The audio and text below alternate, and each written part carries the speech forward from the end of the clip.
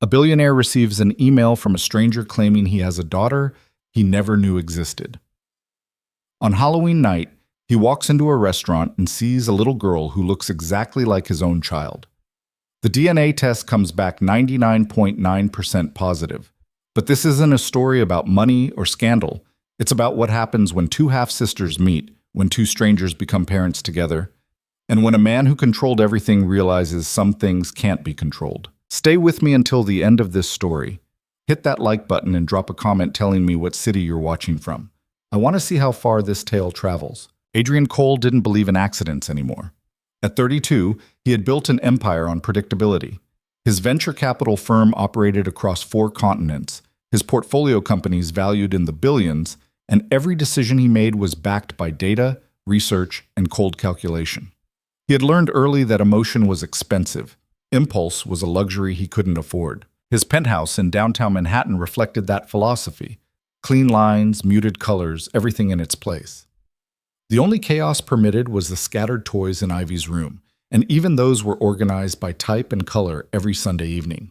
Ivy was 7 years old, all wild curls and curious eyes, and she was the only unpredictable variable Adrian allowed in his life. She asked questions that had no answers, demanded bedtime stories that went off script, and laughed at jokes he didn't understand. She made him human in ways the boardroom never could. His ex-wife, Vanessa, had left when Ivy was 2. The marriage had been strategic from the start. 2 ambitious people who looked good on paper and miserable in practice.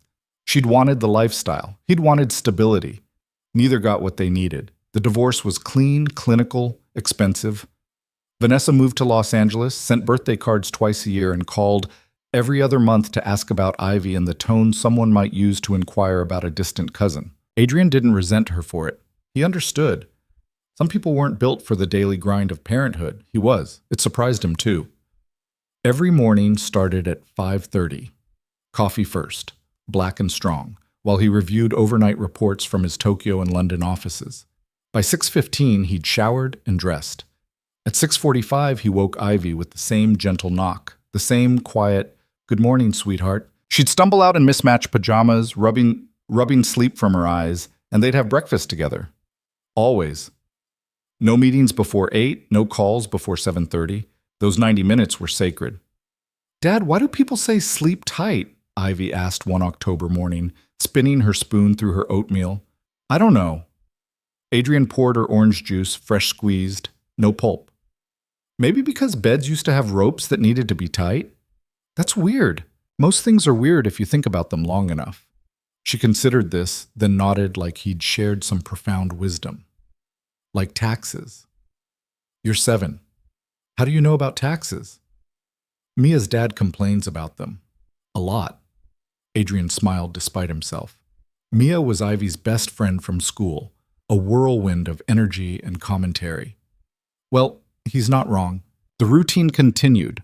School drop-off at 7:50, always with a hug and a reminder to be kind. Office by 8:30. Meetings, calls, negotiations. Lunch at his desk. More meetings. School pickup at 3:15 because he'd restructured his entire schedule around it. Homework together. Dinner at 6. Bath at 7:30. Story at 8. Lights out by 8:30. Predictable. Manageable. Safe. It had been 3 years since he'd been on a date. Not for lack of opportunity. Women approached him at fundraisers, sent messages through mutual connections, made their interest clear. But the thought of introducing someone new into Ivy's life, of disrupting the careful balance they'd built, felt reckless. And Adrian Cole didn't do reckless. Not anymore. The email arrived on a Tuesday in late October. He almost deleted it. The subject line was vague. Meeting request. And the sender was unfamiliar. Mara Quinn. No company affiliation, no context. Probably spam or some clever phishing attempt. But something made him open it. "Mr. Cole, my name is Mara Quinn. We met briefly 6 years ago in Boston after the New Ventures conference. I understand this message may seem unusual, but I need to speak with you about something important. Would you be available to meet for dinner on October 31st at 7 p.m.? There's a small restaurant called Ember on West 23rd Street. Please come alone. Respectfully, Mara Quinn." Adrian read it 3 times. Boston. 6 years ago. He'd been at that conference, one of dozens he attended every year. He'd given a keynote on emerging markets, sat through panels, networked over cocktails. The details were hazy. He met hundreds of people at those events, shook countless hands, exchanged business cards he never looked at again. He didn't remember anyone named Mara Quinn. The tone bothered him. Not aggressive, not desperate, but there was something underneath the formality, something careful. Like she was choosing every word to avoid spooking him. Please come alone. That part was strangest. If this was a business pitch, she'd want witnesses, documentation. If it was personal, she wouldn't use his professional email. If it was a scam, she'd be pushing harder. He should ignore it, delete it, move on. Instead, he replied, "Miss Quinn, I'll be there." Adrian Cole. He told himself it was curiosity, due diligence. You didn't get to his position by leaving questions unanswered. If this woman had some claim or complaint, better to address it directly than let it fester. But late that night, after Ivy was asleep, he sat in his study with a glass of whiskey he didn't drink and stared at the email on his phone. Boston, 6 years ago. Something scratched at the edges of his memory, faint and formless. A hotel bar. A conversation that went longer than intended. A woman with dark hair and tired eyes who listened more than she talked. He couldn't be sure. Memory was unreliable, especially when you didn't want to remember. The days passed. Adrian didn't mention the meeting to anyone. Not his assistant, not his lawyer, not the small circle of people he trusted with logistics. He simply blocked out the evening on his calendar and arranged for Mrs. Chen, Ivy's usual sitter, to stay late. "Hot date?"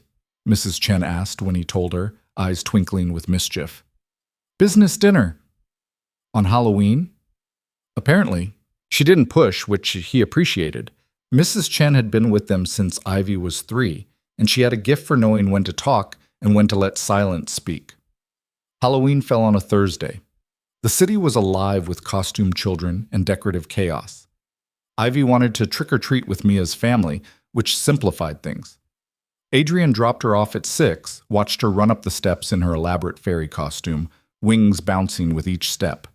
"Pick you up at 9, he called. 9:30, Ivy countered. 9:15. Deal.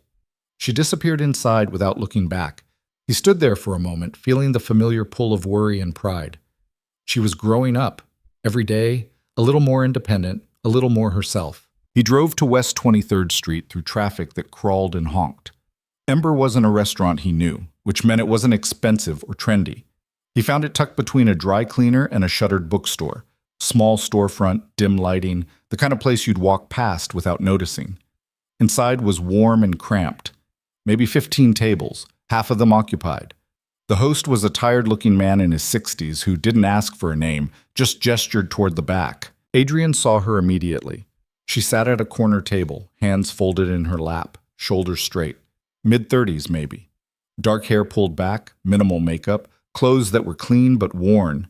Not elegant, not trying to be.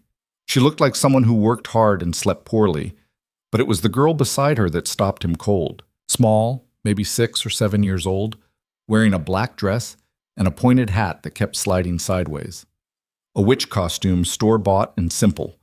She was coloring on a paper menu with stubby crayons, tongue poking out in concentration, and when she looked up, Adrian's heart stopped. The resemblance was impossible. Not to him, to Ivy. The same wide-set eyes, more green than brown. The same small nose that wrinkled when she concentrated. The same way her hair fell in soft waves that refused to stay behind her ears. He stood frozen in the doorway, aware that people were staring, that the host was waiting, that his chest had tightened in a way that made breathing difficult. Mara stood. Her expression was controlled, but he caught the tremor in her hands before she hid them at her sides. "Mr. Cole, thank you for coming." Her voice was steady, rehearsed, maybe, like she'd practiced this moment 100 times. Adrian forced himself to move forward.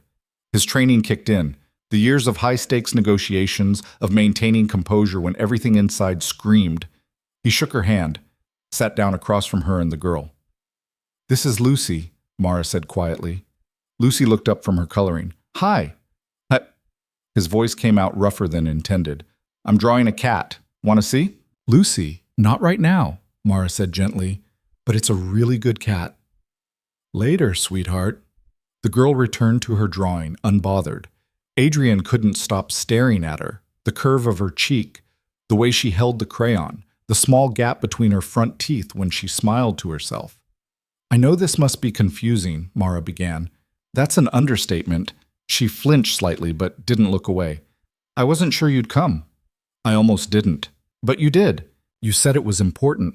Mara glanced at Lucy, who was fully absorbed in her drawing now, humming something tuneless under her breath. Then she looked back at Adrian, and he saw something in her eyes that he recognized. Fear.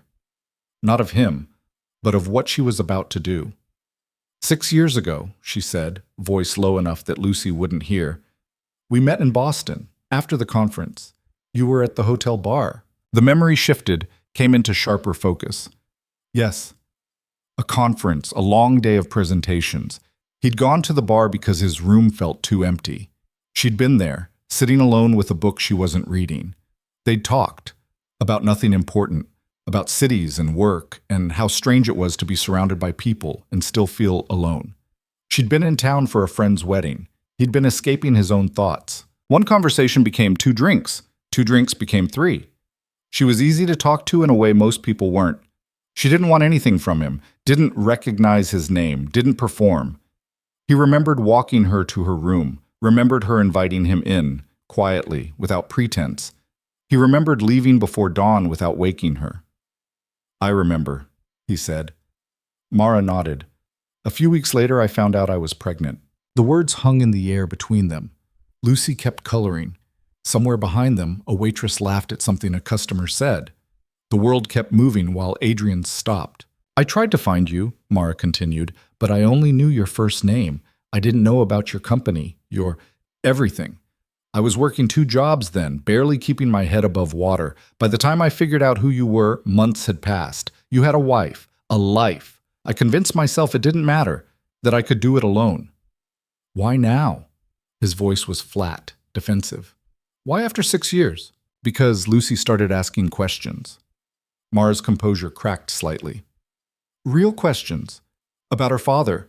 About why she doesn't have one when all her friends do. I tried to deflect, tried to say it was complicated, but she's smart. She knew I was lying. Lucy looked up then, as if sensing she was being discussed. Mom, can I get the chicken fingers? Sure, baby. With fries? With fries. Satisfied, Lucy returned to her drawing. Mara closed her eyes briefly, gathering herself. I'm not here to ask for anything, she said. I don't want money. I don't want to disrupt your life. She deserves the truth. And so do you. Adrian looked at Lucy again, really looked at her, the shape of her hands, the way she tilted her head when she concentrated. A dozen small details that added up to something undeniable. You could be wrong, he said, but even he didn't believe it. I'm not. You don't know that. Look at her, Adrian. He did. And he saw Ivy, saw himself, saw a stranger who was somehow familiar in ways that made his carefully ordered world tilt sideways. A DNA test, he said. That's the only way to know for sure. I agree. And if it's positive, Mara met his gaze steadily, then we figure it out, together. The waitress arrived, breaking the moment. She took their orders with the kind of professional cheer that suggested she either didn't notice the tension or had seen enough drama to be immune to it. Lucy ordered her chicken fingers with great seriousness, specifying that the fries needed to be crispy but not too crispy. After the waitress left, silence settled over the table. Adrian felt like he was watching the scene from outside his own body. This couldn't be real. Things like this didn't happen to people like him. He was careful, controlled. He didn't make mistakes that came back 6 years later in witch costumes and asked for chicken fingers. Do you have other children? Mara asked quietly. A daughter, Ivy. She's 7. Something flickered across Mara's face. Lucy just turned 6 in August. The math was simple, brutal in its clarity. Does she know? Adrian asked, nodding toward Lucy. About why we're here? No, I told her we were meeting a friend for dinner, a grown-up friend who might be able to answer some questions. That's vague enough to be useless. I didn't know what else to say. For the first time, Mara's voice wavered. I've been trying to figure out the right words for weeks. There aren't any. Lucy looked up again, studying Adrian with the unself-conscious intensity of children. Are you really tall or is everyone else really short? Adrian blinked. I'm tall. Like basketball tall? Not quite. Oh. She considered this. Do you like cats or dogs? I don't have either. Why not? My daughter wants a dog. I keep saying maybe. Maybe means no, Lucy said, with the authority of someone who'd heard it often. That's what my mom says. Lucy, Mara said gently. What? It's true. She returned to her drawing, adding purple spots to her cat. Maybe always means no. Adrian found himself almost smiling despite everything. She's not wrong. She's rarely wrong about anything, Mara said, and there was pride in her voice, tired but genuine. It's exhausting. The food arrived. Lucy attacked her chicken fingers with enthusiasm, narrating her thoughts on crispiness and ketchup distribution. Mara barely touched her salad. Adrian cut his steak into precise pieces and ate mechanically, tasting nothing. What do you do? He asked, needing to fill the silence with something concrete. I'm a nurse, pediatric unit at Roosevelt Hospital. That's hard, she finished. Yeah, but I'm good at it. And the hours work with Lucy's school schedule, mostly. You're raising her alone? I have some help. My neighbor watches her sometimes. There's an after-school program. She pushed lettuce around her plate. We manage. The subtext was clear. They managed because they had to, not because it was easy. Adrian thought of his own resources, the ease with which he solved problems that money could fix. He thought of Mrs. Chen and the private school and the bedroom full of toys that Ivy barely played with. If the test is positive, he said slowly, things will change. I know. I'm not talking about money. I mean, everything. Mara looked at him directly. I know what you mean, and I've thought about it, all of it, but she deserves to know her father and her sister. The word hit him hard. Sister. Ivy had always wanted a sibling. She'd asked for years, especially after her mother left, as if a sister or brother could fill the empty spaces in their small family. This will be complicated, he said. I know. The press might find out. I don't care about the press. You should. They'll make this ugly. They'll dig into your life, my life, create narratives that have nothing to do with reality. Mara's jaw tightened. Then we don't give them a story. We handle this privately, like adults for the sake of the children. You make it sound simple. I didn't say it was simple. I said it was necessary. Lucy finished her fries and pushed her plate away. Mom, I'm done. Can I draw more? Sure, baby. The waitress brought more crayons and fresh paper. Lucy set to work immediately, this time attempting a castle with questionable architectural integrity. Adrian watched her, trying to reconcile what he was seeing with what he knew, or thought he knew, about his own life. 6 years ago, he'd been a different person. Still driven, still ambitious, but lonelier than he wanted to admit. Vanessa had been pulling away even then, though the divorce was still 2 years off. He'd gone to Boston hoping to escape. Just for a weekend, the slow collapse of his marriage. And he'd met Mara. He remembered thinking she seemed sad but didn't want to talk about why. He remembered liking that about her, the way she kept her hurt private. He remembered feeling less alone for a few hours. He remembered leaving without saying goodbye because it was easier than admitting he'd needed the connection.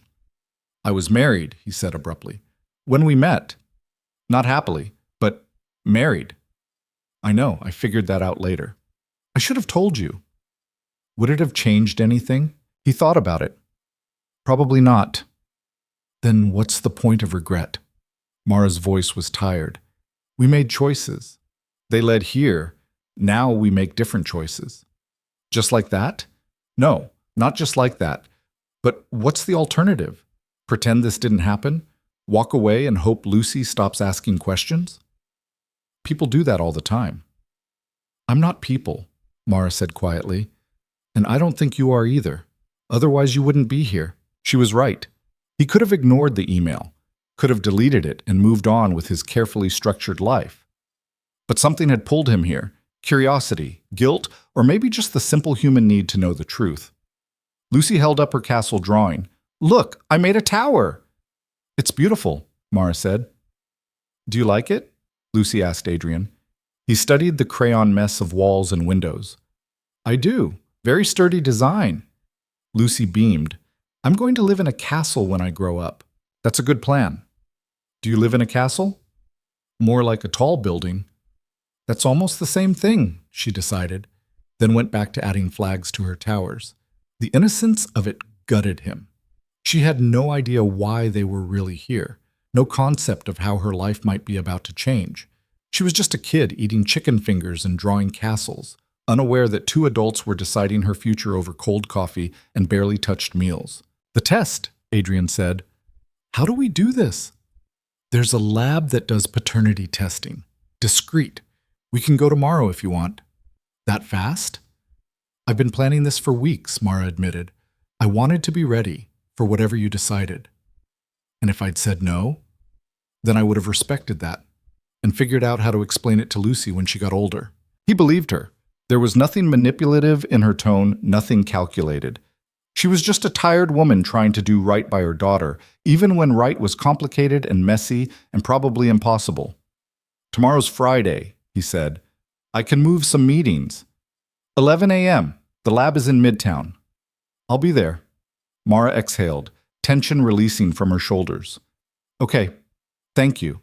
They finished the meal in relative quiet. Lucy filled the silence with observations about her classmates and complaints about her teacher's obsession with multiplication tables. She was bright, articulate, funny in ways that reminded Adrian painfully of Ivy. When the check came, Adrian reached for it automatically, but Mara stopped him. We split it, she said firmly. That's not… Yes, it is. This isn't a date. This isn't charity. We split it. He saw the steel in her eyes and backed down. They divided the bill exactly in half, cash on her side, card on his. Outside, Halloween was in full swing.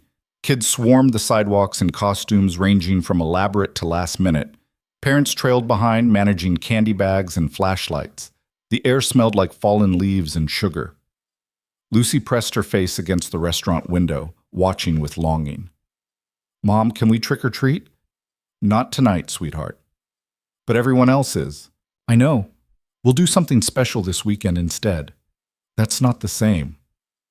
I know, Mara said again, and Adrian heard the exhaustion in her voice.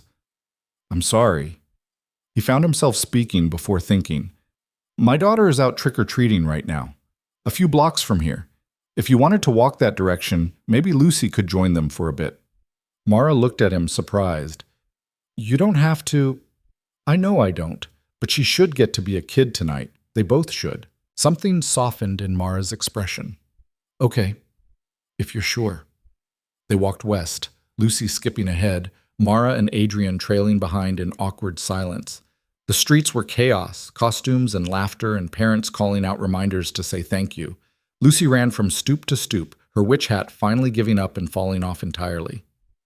She's happy, Mara said quietly. Most of the time. I worry that I'm not enough, that she's missing something important. But she's happy. That's not nothing. No, it's not. She paused. Your daughter, Ivy, is she happy? Adrian thought about it. Yeah, most of the time. She wants things I can't give her. A mother who's present, a sibling, normal things. Money doesn't fix everything. No, he agreed. It really doesn't. They found Mia's group on West 26th Street. Ivy saw Adrian first and came running, fairy wings flapping. Dad, look how much candy I got! Then she noticed Lucy and stopped. Who's that? This is Lucy, Adrian said carefully. She's a friend. Ivy studied Lucy with open curiosity. Lucy studied back. I like your costume, Ivy said finally. Thanks. Yours is pretty.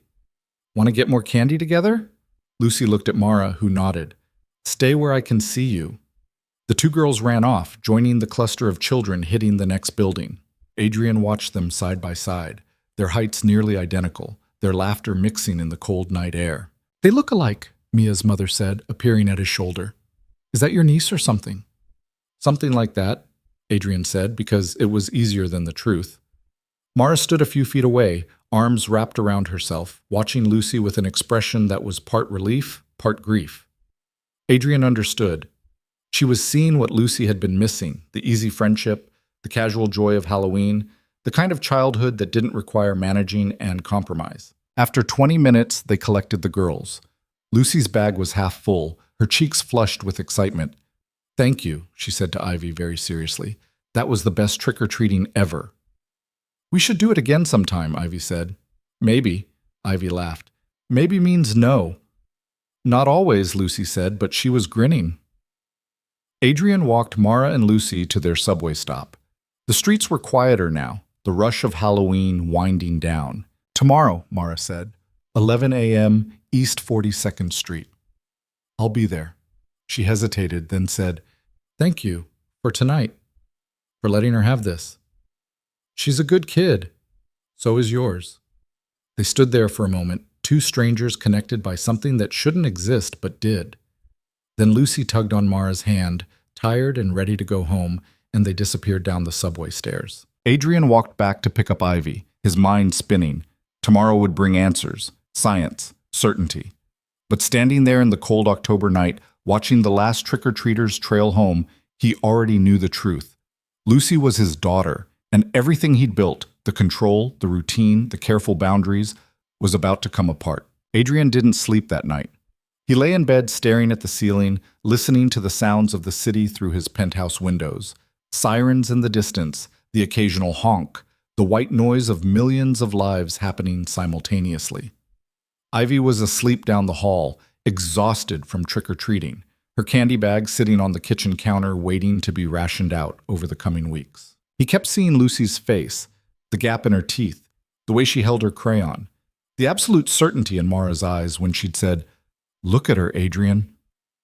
At 4 a.m, he gave up on sleep and went to his office. The city was still dark, the buildings across from him mostly empty, except for the occasional lit window where someone else couldn't rest. He pulled up his calendar and started moving meetings. His assistant would have questions, but she knew better than to ask. By 6, he'd cleared his entire day. By 6:30, Ivy was awake and padding into the kitchen in her pajamas. "You're up early," she said, climbing onto her usual stool. "Couldn't sleep. Were you thinking about work stuff?" "Something like that." She poured herself cereal with the careful concentration of someone still mastering fine motor skills.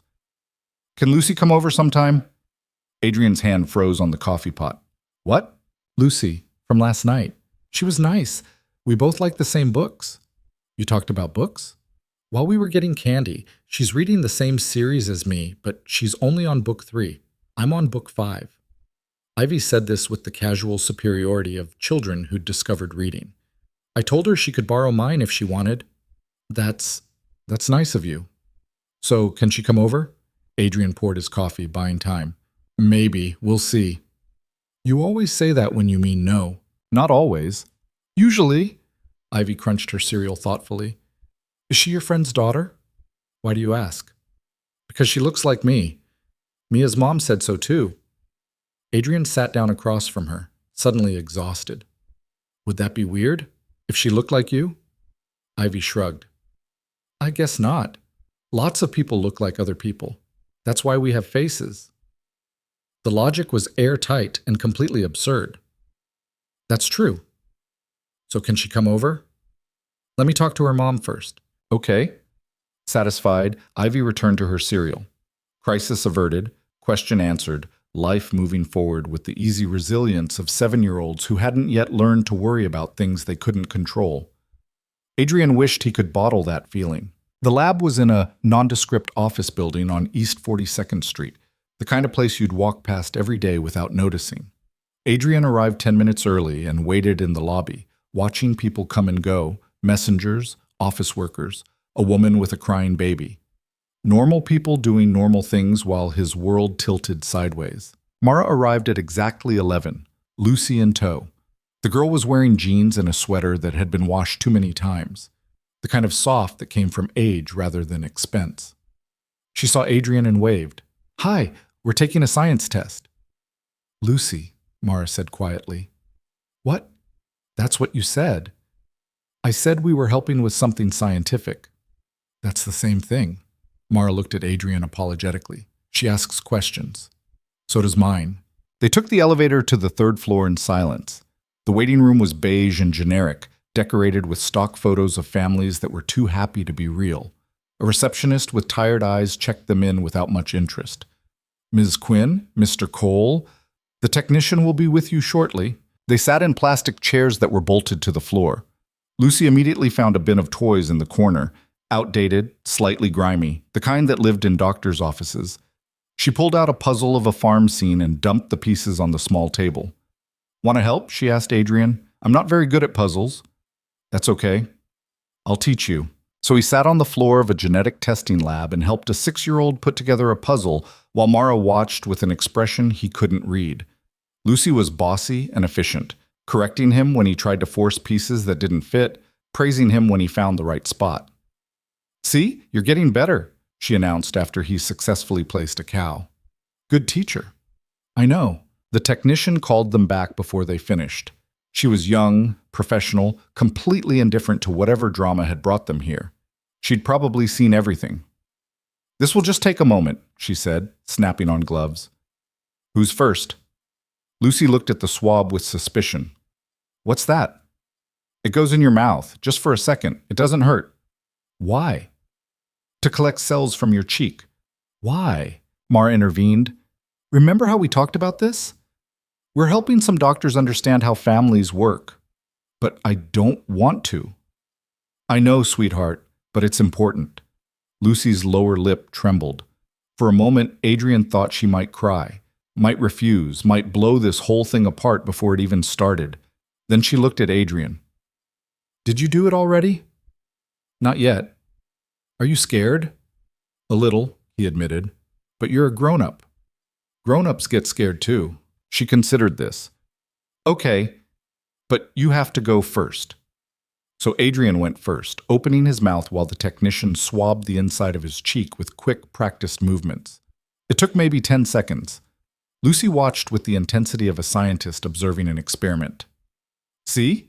Adrian said when it was done. Not bad. Now me, Lucy decided. She was braver than he'd been, sitting perfectly still while the technician worked. When it was over, she turned to Mara with triumph. I did it. You did? I'm proud of you. Can we get ice cream now? After lunch. That's not now. No, it's not. They finished the paperwork in the waiting room while Lucy returned to her puzzle. The technician explained the timeline. Results in 7 to 10 business days, delivered via secure email. Confidential. Legally binding. All the words that made it real. Is there anything else you need? She asked. Adrian looked at Mara, who shook her head. No, thank you. Outside, the November air was cold and sharp. Lucy skipped ahead, seemingly unbothered by what had just happened. Mara walked beside Adrian, hands shoved in her jacket pockets. That went better than I expected, she said. What were you expecting? I don't know. Resistance? Arguments. Maybe you wouldn't show up at all. I said I would be here. People say a lot of things. She wasn't wrong. Adrian thought of all the promises Vanessa had made and broken, all the commitments that had dissolved under pressure. Words were easy. Following through was hard. What happens now? He asked. We wait. For 10 days. Give or take. Lucy stopped ahead of them, crouching to examine something on the sidewalk. A bottle cap, maybe, or a dropped button. Whatever it was held her attention completely. She's happy, Adrian said, more observation than question. Most of the time, she doesn't know what she's missing. Is that a bad thing? Mara watched her daughter with an expression that was equal parts love and exhaustion. I don't know. Sometimes I think ignorance is kinder. Other times I think I'm just making excuses for my own failures. You're not failing. You don't know that. You don't know me. I know you showed up. I know you're trying to do right by her. Trying isn't the same as succeeding. Lucy found whatever she'd been looking for and came running back. Mom, look, a quarter. Very cool. Put it in your pocket. Can I buy something with it? Probably not much. Not even gum? Gum costs more than a quarter now. Lucy looked genuinely offended by this information. That's not fair. A lot of things aren't fair, Mara said gently. That's why we save our quarters. They reached the subway entrance where they'd split up the night before. Lucy was already bouncing down the steps, eager to move, to keep going, to get to whatever came next. Adrian, Mara said, and it was the first time she'd used his first name. Whatever the test says, I'm not trying to take anything from you. I'm not trying to ruin your life. I know. Do you? He thought about it. I'm starting to. She nodded, then followed Lucy down into the station. Adrian stood there for a long moment, watching the space where they disappeared before turning back toward his office. The days that followed were strange. Adrian went through the motions of his life, meetings, calls, negotiations, but his mind was elsewhere. He caught himself staring at Ivy during breakfast, looking for traces of Lucy in her features. The nose, the eyes, the way she argued her point even when she was clearly wrong. Dad, you're being weird, Ivy said on day 3. Am I? You keep staring at me. I'm just thinking. About what? About how fast you're growing up. She rolled her eyes with the exasperation of a child who'd heard this before. You say that every week. Because it's true every week. On day 5, Mara texted him. It was the first contact since the lab. How are you holding up? He stared at the message for a full minute before responding. Fine. You? Lying awake at night wondering if I made a huge mistake. Little late for that, I know. Doesn't stop me from wondering. He put the phone down, then picked it up again. For what it's worth, I think you did the right thing. Ask me again in a week, on day 7, Adrian told his lawyer. Marcus had been with him for a decade, had handled the divorce, had seen Adrian at his worst. He listened to the whole story without interrupting, his expression carefully neutral. You need to prepare for multiple scenarios, Marcus said when Adrian finished. If the test is positive, there are custody considerations, financial obligations, potential media exposure. I know all that. Do you? Because this isn't like your divorce. You can't negotiate your way out of biology. I'm not trying to negotiate my way out of anything. Then what are you trying to do? Adrian didn't have an answer. Look, Marcus said, softening slightly, I've known you a long time. You're good at solving problems, but this isn't a problem to solve. It's a situation to navigate. There's a difference. What's the difference? Problems have solutions. Situations just have consequences. On day 9, Adrian took Ivy to the park. It was Saturday, unseasonably warm for November. She wanted to try the monkey bars, which she'd been too scared to attempt the week before. He spotted her while she swung from bar to bar, ready to catch her if she fell. I'm doing it, she yelled. You are. Don't let go. I'm right here. She made it to the end and dropped down, face flushed with triumph. Did you see? I saw. That was brave. Can Lucy come play here sometime? The question caught him off guard. Maybe. You keep saying maybe. Because I don't know yet. When will you know? Soon. Ivy accepted this and ran off to the swings. Adrian pulled out his phone and texted Mara without thinking it through. Ivy keeps asking about Lucy. The response came quickly. Lucy keeps asking about Ivy. What do we tell them? I don't know. The truth? Which part of it? The part where they liked each other. Adrian looked up at Ivy, pumping her legs on the swing, hair flying behind her. He thought about Lucy in her worn sweater, helping him with that puzzle, correcting his mistakes with the confidence of someone who knew she was right. When the results come in, maybe we should talk. In person. I think so too, just us. Before we tell the girls anything. Agreed. On day 10, Adrian was in a meeting when his phone buzzed. He ignored it. It buzzed again. And again. Finally, he excused himself and stepped into the hallway. 3 messages from Mara. Results are in. I can't open them. Can you? His hands were shaking. He logged into the portal, entered his credentials, navigated through 3 security screens. The document loaded slowly, deliberately, like the universe was giving him one last chance to back out. Probability of paternity, 99.9%. He read it twice, 3 times. The words didn't change. He called Mara. She answered on the first ring. Well? Her voice was tight. 99.9%. Silence. Then a sound that might have been a laugh or a sob. Okay? Okay? I mean, I knew, but knowing and knowing are different things. Yeah. Are you okay? Adrian leaned against the wall, watching his colleagues through the glass conference room door.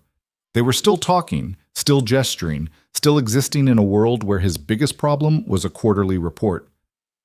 I don't know it, he said honestly. Me neither. We should meet, like we talked about. When? Tonight? Tomorrow? Tomorrow, Sunday. Lucy has a play date and I can get a sitter. Noon? Same restaurant? Too public. Come to my place. I'll text you the address. She hung up before he could respond.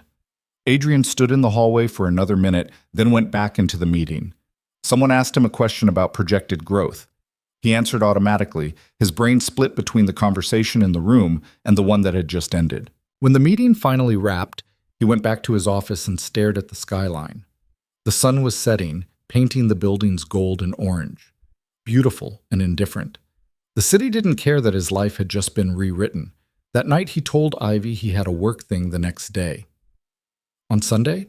She asked. Sometimes work doesn't care about weekends. That's dumb. You're not wrong. Can I go to Mia's house? If her parents say it's okay.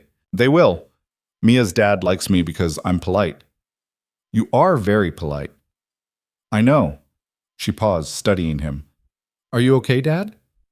Why do you ask? You seem sad. He pulled her into a hug, breathing in the smell of her shampoo. I'm not sad, just thinking about some big stuff. What stuff? Grown-up stuff. Nothing for you to worry about. Okay. She hugged him back, small arms tight around his waist. But if you get too sad, you can tell me. I'm a good listener. I know you are. Sunday morning came too fast. Adrian dropped Ivy at Mia's house, endured the knowing looks from Mia's mother who clearly thought he had a date, and drove to the address Mara had sent. It was in Queens. A brick building with a laundromat on the ground floor, a bodega on the corner. The kind of neighborhood where people actually knew their neighbors, where kids played on the sidewalk and old men sat on stoops arguing about baseball. He found Mara's apartment on the third floor. The hallway smelled like cooking and old carpet. He knocked, and she answered immediately, like she'd been waiting by the door. Hi. Hi. She let him in. The apartment was small, maybe 800 square feet if he was generous. Living room, kitchen, one bedroom visible through a half-open door. But it was clean, organized, filled with evidence of Lucy's presence, drawings on the fridge, books stacked on the coffee table. A child's jacket hung neatly by the door. Coffee? Mara asked. Please. She moved around the tiny kitchen with the efficiency of someone who'd learned to make the most of limited space. Adrian sat on the couch, feeling enormous and out of place. Through the window, he could see a slice of sky and the building across the street. Lucy's with my neighbor, Mara said, handing him a mug. The one who watches her sometimes. I told her I had an important meeting. Not entirely a lie. No. She sat in the chair across from him, curling her legs under her. So, 99.9%. Yeah. They sat with it for a moment. The truth, undeniable and terrifying. I've been thinking, Mara said slowly, about how this works, the logistics. Me too. I don't want your money, Adrian. I need you to understand that. I'm not looking for child support or... Stop. He set down his coffee. You're entitled to it, legally, ethically. I have a daughter I didn't know about. That's on me. You didn't know. That doesn't matter. She's mine. That comes with responsibilities. Mara's jaw tightened. I've been taking care of her just fine. I'm not saying you haven't, but she deserves more than just fine. She deserves everything I can give her. Money doesn't fix everything. No, but it solves a lot of problems. Better school, better health care, a college fund, things you shouldn't have to struggle for. I'm not struggling. He looked around the apartment, at the peeling paint by the window, the radiator that probably clanked at night, the furniture that was clean but worn. Mara. Don't. Her voice was sharp. Don't come in here and judge my life. I'm not judging. Yes, you are. You're sitting there thinking about everything we don't have, everything Lucy's missing. But you know what she has? A mother who's present, who knows her teachers' names and her favorite foods and what makes her scared at night. Can you say the same about your daughter? The words hit hard because they were true. That's not fair. None of this is fair, but we're here anyway. They stared at each other, the air thick with things unsaid. Finally, Mara sighed. I'm sorry. That was cruel.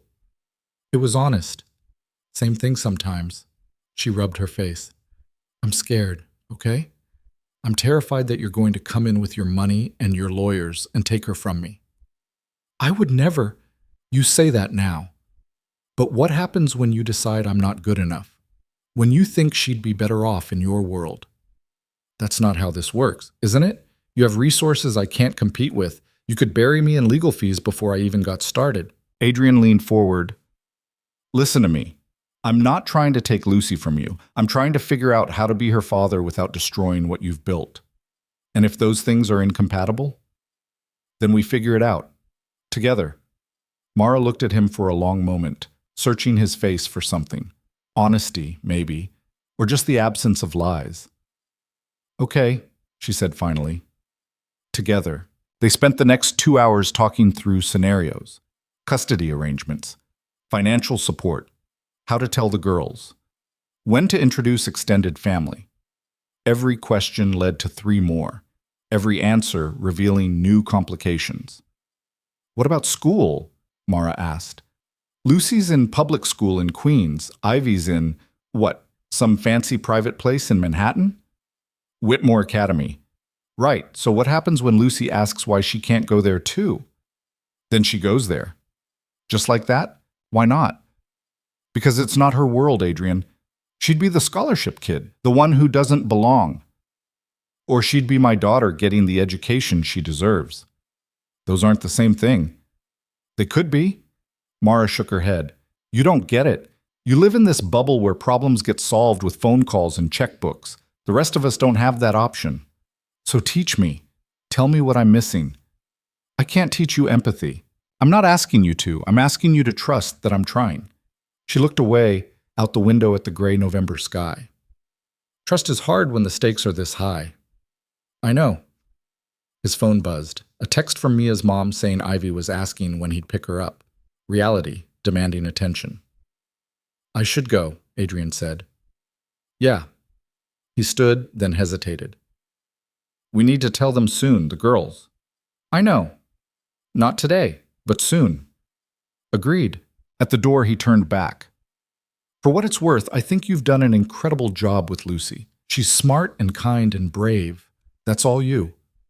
Mara's eyes went bright. She blinked hard, fighting it. Thank you. I mean it. I know. He left before the moment could get heavier. Down the 3 flights of stairs past the bodega back to his car.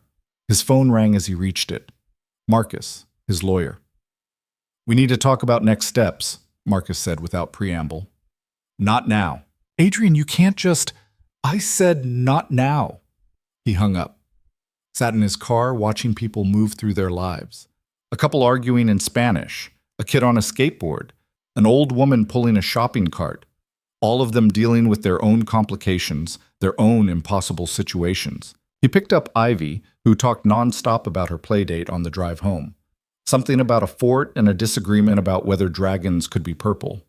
He made appropriate sounds, nodded at the right moments, but his mind was elsewhere. That night, after Ivy was in bed, he poured himself a drink and opened his laptop. He searched for Lucy's school, found their website, PS 127. Decent test scores, overcrowded classrooms, a playground that had seen better days. Then he looked up Whitmore Academy. Pristine campus, small class sizes, tuition that cost more than most people's yearly salary. 2 different worlds. His daughters living parallel lives that shouldn't intersect but did. He thought about what Mara had said, about trust and stakes and bubbles. He thought about Ivy's question in the park. When will you know? The answer was simple and terrifying. He'd never know. Not fully. This wasn't a business deal with terms and conditions. This was family, messy and complicated and completely out of his control. His phone lit up. A text from Mara. Lucy drew a picture of Ivy today.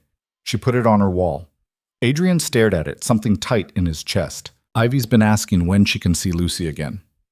Soon? Yeah, soon. He closed the laptop and went to Ivy's room. She was asleep, covers kicked off as usual, one arm hanging off the bed. He pulled the blanket over her, smoothed her hair back from her face. You're going to have a sister, he whispered. I don't know how this works yet. but you're going to have a sister. She shifted in her sleep, but didn't wake. Adrian stood there for a long moment, watching her breathe, trying to memorize this version of their life before it changed forever. Because it was going to change. The test results made it inevitable. But standing there in the dark, listening to his daughter's soft breathing, Adrian realized something. He wasn't trying to control this anymore. He was just trying not to break it. That would have to be enough. They chose the park. Neutral ground, Mara had called it.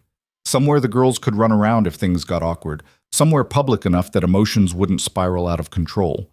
Adrian had suggested meeting at his place, but Mara had shot that down immediately.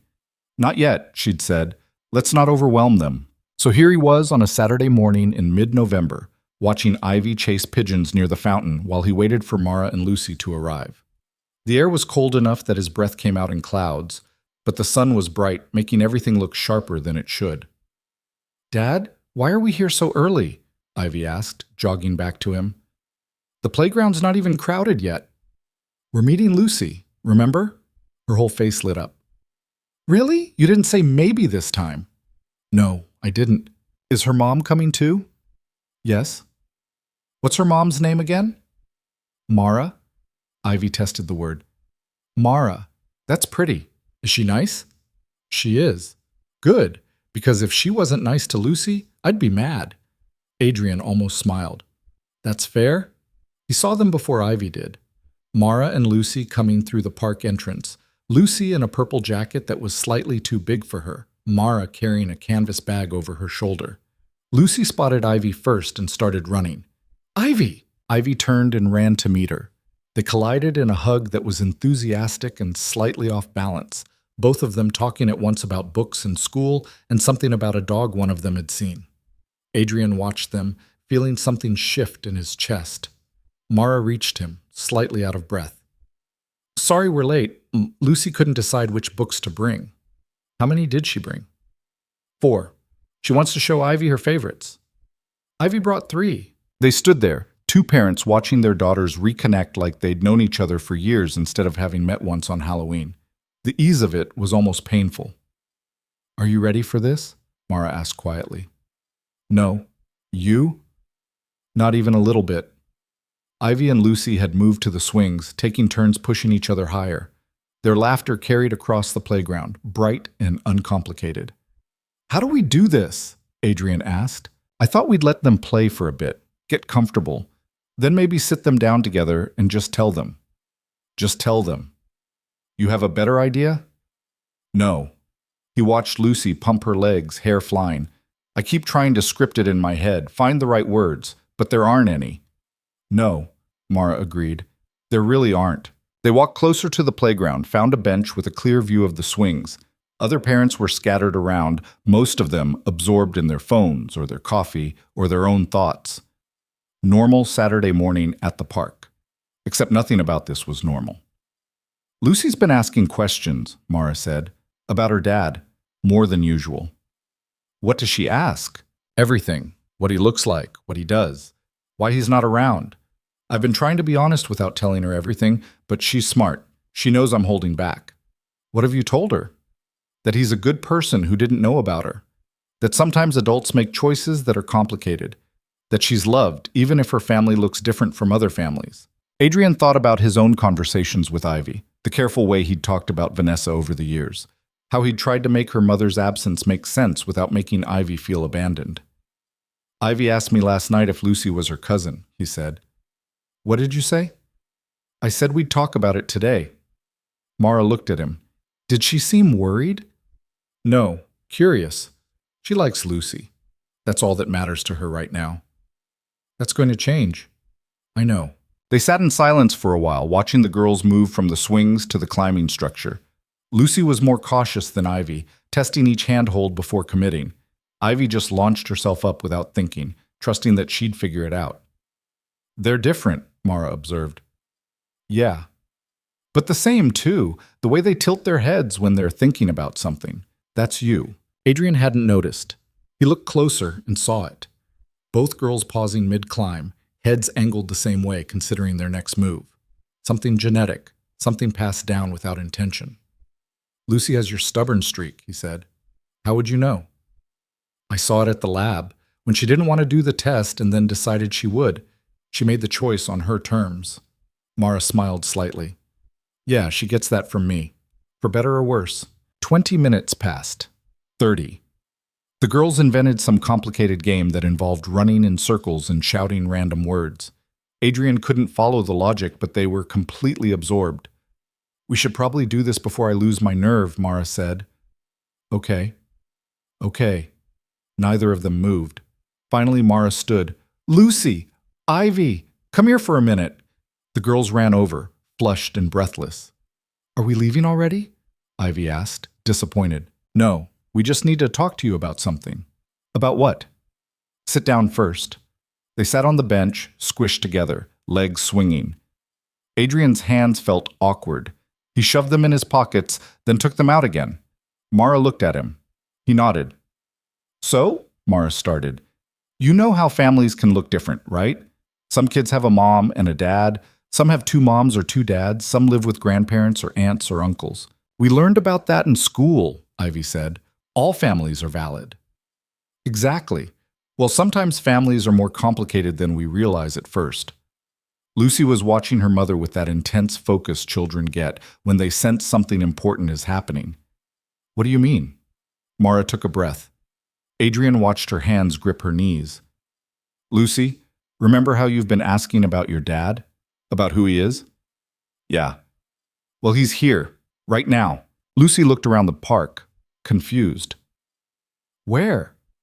Mara pointed at Adrian. Right there. The silence that followed was absolute. Lucy stared at Adrian. Ivy stared at Lucy.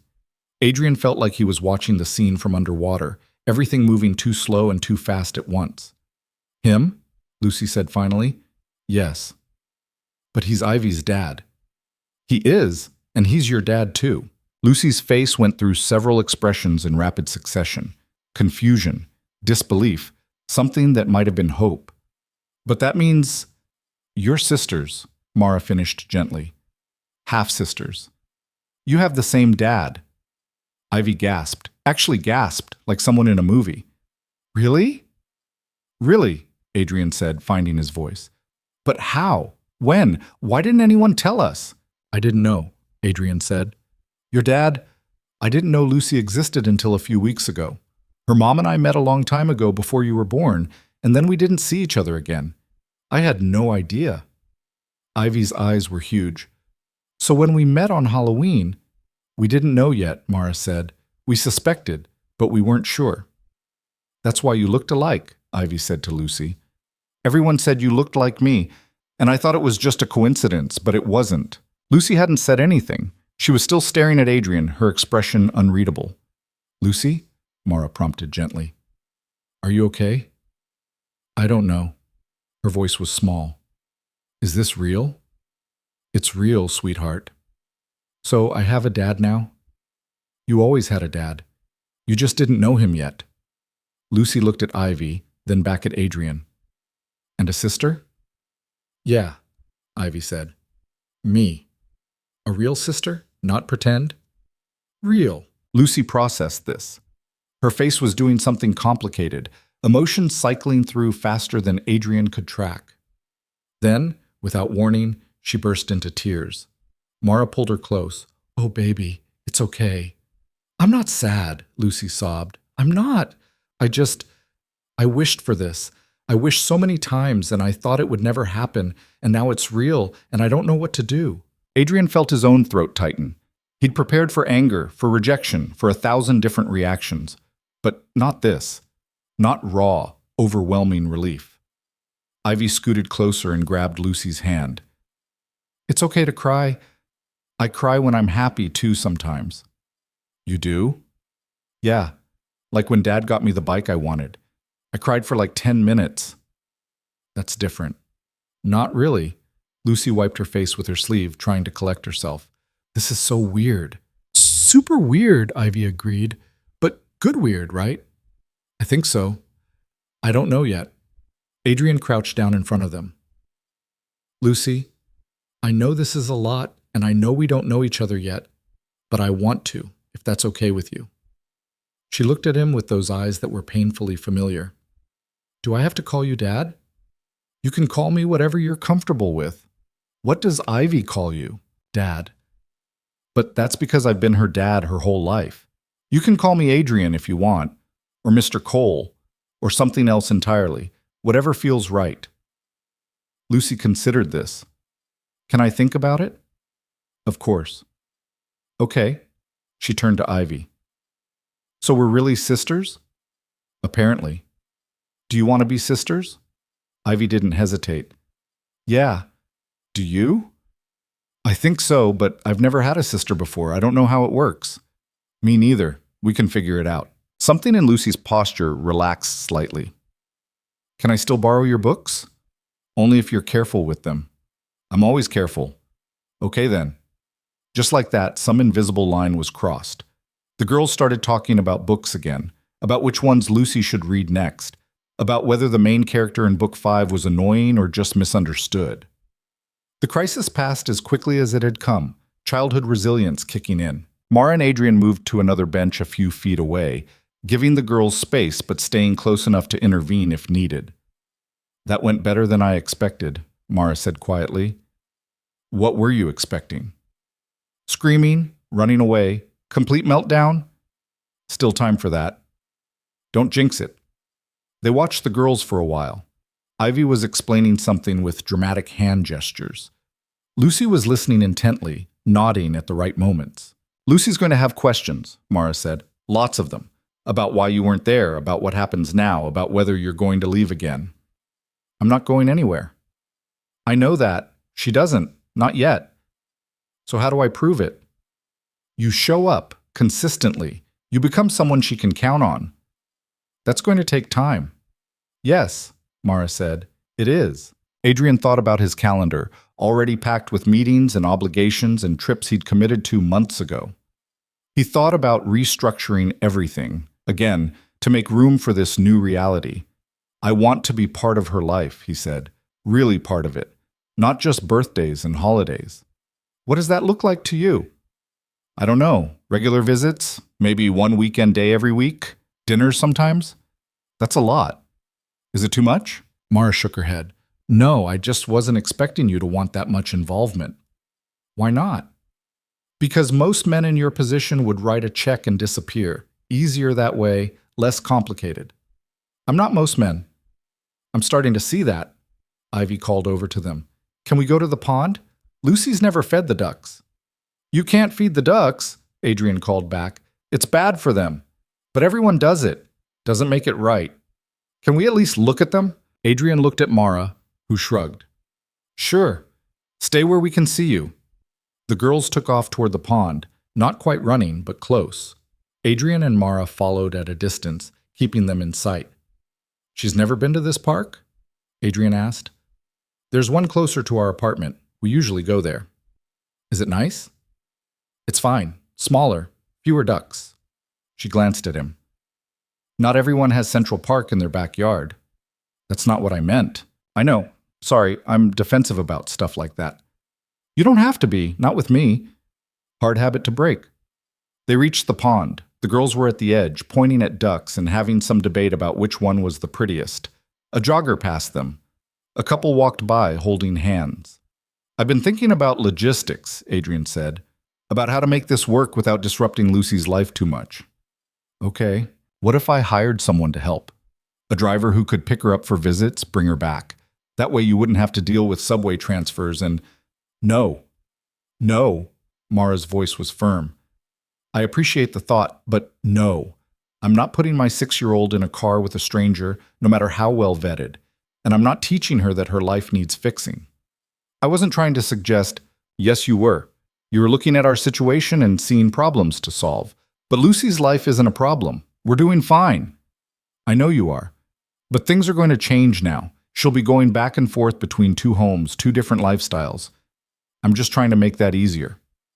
By throwing money at it. By using the resources I have, yes.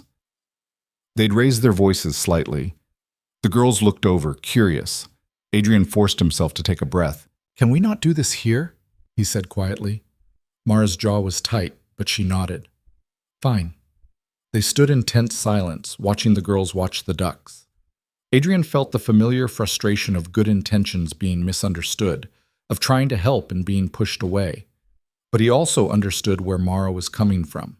She'd built a life without him, had managed everything on her own for 6 years.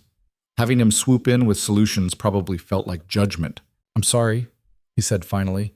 "I'm not trying to fix your life. I'm trying to figure out mine." Mara's shoulders dropped slightly. "I know. I'm sorry too. This is just hard." "Yeah. We're going to disagree about stuff. About money and schools and parenting choices." "Probably. We need to figure out how to do that without Lucy getting caught in the middle." "Agreed." A duck quacked loudly, and Lucy jumped back from the edge, then laughed at herself. Ivy was already teasing her about being scared. "They're going to be okay," Mara said, more to herself than to him. "Kids are resilient. So are adults, sometimes." Sometimes. They stayed at the park for another hour. The girls played, talked, argued briefly about the best way to climb a tree before deciding it was too cold anyway. Normal kid stuff, like they'd been sisters their whole lives instead of finding out 20 minutes ago. Eventually, Lucy started shivering, and Mara declared it was time to go. The girls protested, but without much conviction. They were tired, the kind of good tired that came from running around all morning. "Can Lucy come over to our place sometime?" Ivy asked as they walked toward the park exit. Adrian looked at Mara. "If that's okay with her mom." "Can I, Mom?" "We'll figure something out," Mara said carefully. "That means maybe," Lucy said to Ivy. "Maybe means no." "Not always." They split up at the subway entrance. Ivy hugged Lucy goodbye, quick and unself-conscious. Lucy hugged back, less confident but genuine. "See you soon?" Ivy said. "Yeah, soon." Adrian watched them disappear down the stairs. Mara's hand on Lucy's shoulder, Lucy looking back once before they vanished into the crowd. "That was weird," Ivy said. "Yeah. But good." "You think so?" "I have a sister, Dad. Of course it's good." She paused. "Are you happy about it?" The question caught him off guard. Was he happy? It was too complicated for such a simple word. Overwhelmed, yes. Uncertain, definitely. But standing there with Ivy looking up at him, waiting for his answer, he realized something. "Yeah," he said. "I am." "Good. Because it would be sad if you weren't." They went home. Ivy chattered the whole way, processing out loud the way she did when something big happened. She had questions, dozens of them. Some he could answer, and some he couldn't. "Does this mean I have to share my room?" "No. Lucy has her own home." "But if she visits?" "We'll figure it out." "Can we get bunk beds?" "Let's slow down." "What about Christmas? Does she celebrate Christmas? Because if she does, we should get her presents. I'm sure she'd like that." "What if she doesn't like the same things as me?" "Then you learn about what she likes." "What if we fight?" "Then you work it out. That's what siblings do." Ivy absorbed this. "Mia fights with her brother all the time." "See? Normal." "I've never fought with anyone before." "I'm sure you'll figure it out." That night, after Ivy was asleep, Adrian sat in his office and stared at his phone. He wanted to text Mara, to check in, to see how Lucy was processing everything, but he didn't know what to say. They'd barely held it together at the park. Every conversation seemed to end in disagreement or misunderstanding. His phone buzzed. A text from Mara. "Lucy asked if you were nice. What did you tell her?" "That I think so. But she should decide for herself." "That's fair." "She wants to know if you like to read." "I do." "Why?" "She says she can only trust people who read." Adrian smiled despite himself. "Smart kid. She gets it from me." "I don't doubt it." A pause, then another message. "Thank you. For today. For showing up. I said I would. I know. But still. Thank you." He set the phone down, something settling in his chest. It wasn't resolution. It wasn't even clarity. But it was something. Over the next week, they texted sporadically, small things. Lucy had questions. Ivy wanted to know if Lucy liked pizza. Logistics about when they could see each other again. The conversations were careful, like they were both learning a new language. Adrian told Marcus about the DNA results. His lawyer had opinions, lots of them, about custody agreements and financial arrangements and protecting Adrian's interests. Adrian listened, nodded, and ignored most of it. You need to think about this strategically, Marcus said. I'm thinking about what's best for Lucy. Those things aren't mutually exclusive. Sometimes they are. He told his parents over dinner at their place in Connecticut. His mother cried. His father asked practical questions about dates and timelines and how they discovered the connection. His mother cried some more. Another granddaughter, she kept saying. I can't believe it. Believe it. When can we meet her? Soon. We're taking it slow. Don't take it too slow. She's family. Adrian thought about Mara's apartment, about the gap between his world and Lucy's. It's complicated, Mom. Family usually is. He didn't tell Vanessa. She'd find out eventually, but he wasn't ready for that conversation yet. She'd have opinions, questions, probably concerns about how this affected Ivy. All valid, but exhausting to contemplate. 2 weeks after telling the girls, Adrian picked up Lucy for the first time. Just for a few hours. A trial run. Mara met him at a coffee shop halfway between their neighborhoods. Lucy in tow. You have my number, Mara told Lucy. If anything feels wrong or you want to come home, you call me. Mom, I'm fine. I'm just saying. I know, but I'm fine. Lucy climbed into Adrian's car with the cautious confidence of a kid trying to be braver than she felt. She buckled herself in, checked it twice. Ready? Adrian asked. Yeah. They drove to his place in silence. Lucy pressed her face against the window, watching the city change as they headed toward his building. When they pulled up, the doorman greeted Adrian by name and held the door. Lucy's eyes went wide. You have a doorman? The building does. That's so fancy. It's just a person who opens doors. Still fancy. The elevator ride up felt eternal. Lucy stood close to the wall, watching the numbers climb. When they reached his floor, she followed him down the hall with visible nervousness. Ivy opened the door before Adrian could get his key out. Lucy, you're here! Hi. Come see my room. I cleaned it and everything. Lucy looked at Adrian for permission. He nodded. The girls disappeared down the hall, voices already blending together. Adrian stood in his own entryway, listening to them, feeling like a stranger in his own home. Everything looked different with Lucy here. The expensive furniture, the art on the walls, the view of Central Park, it all felt excessive, defensive, like evidence of some crime he hadn't meant to commit. He found them in Ivy's room. Lucy was standing in the middle, turning slowly, taking it all in. The shelves of books, the organized toys, the canopy bed that Ivy had begged for last year. This is your room? Lucy said. Yeah, do you like it? It's really big, I guess. I don't have anything to compare it to. Ivy pulled a book off the shelf. Here, this is the one I was telling you about. You can borrow it. Lucy took it carefully, like it might break. Are you sure? Yeah, just don't lose it. I won't. They spent the afternoon reading, playing a board game that Ivy won, and watching a movie on the couch. Lucy was quieter than she'd been at the park, more contained. Adrian caught her looking around sometimes, cataloging details. He made them grilled cheese for lunch. Lucy ate hers slowly, methodically. Is it okay? He asked. It's good. You use different cheese than my mom. Better or worse? Just different. After the movie, Ivy wanted to show Lucy the building's rooftop terrace. Adrian took them up, watched them lean against the railing and look out at the city. The November wind was sharp up here, making their hair fly. You can see everything, Lucy said. Almost everything, Ivy agreed. Look, there's the park, and that's where Dad's office is. Lucy looked where Ivy was pointing, processing this new geography. Do you come up here a lot? Sometimes. When I want to think. About what? Just stuff, school, friends, whatever. Ivy glanced at Adrian, then back at Lucy. Sometimes about my mom. She doesn't live here anymore. Mine never had a dad here. Until now. Is that weird?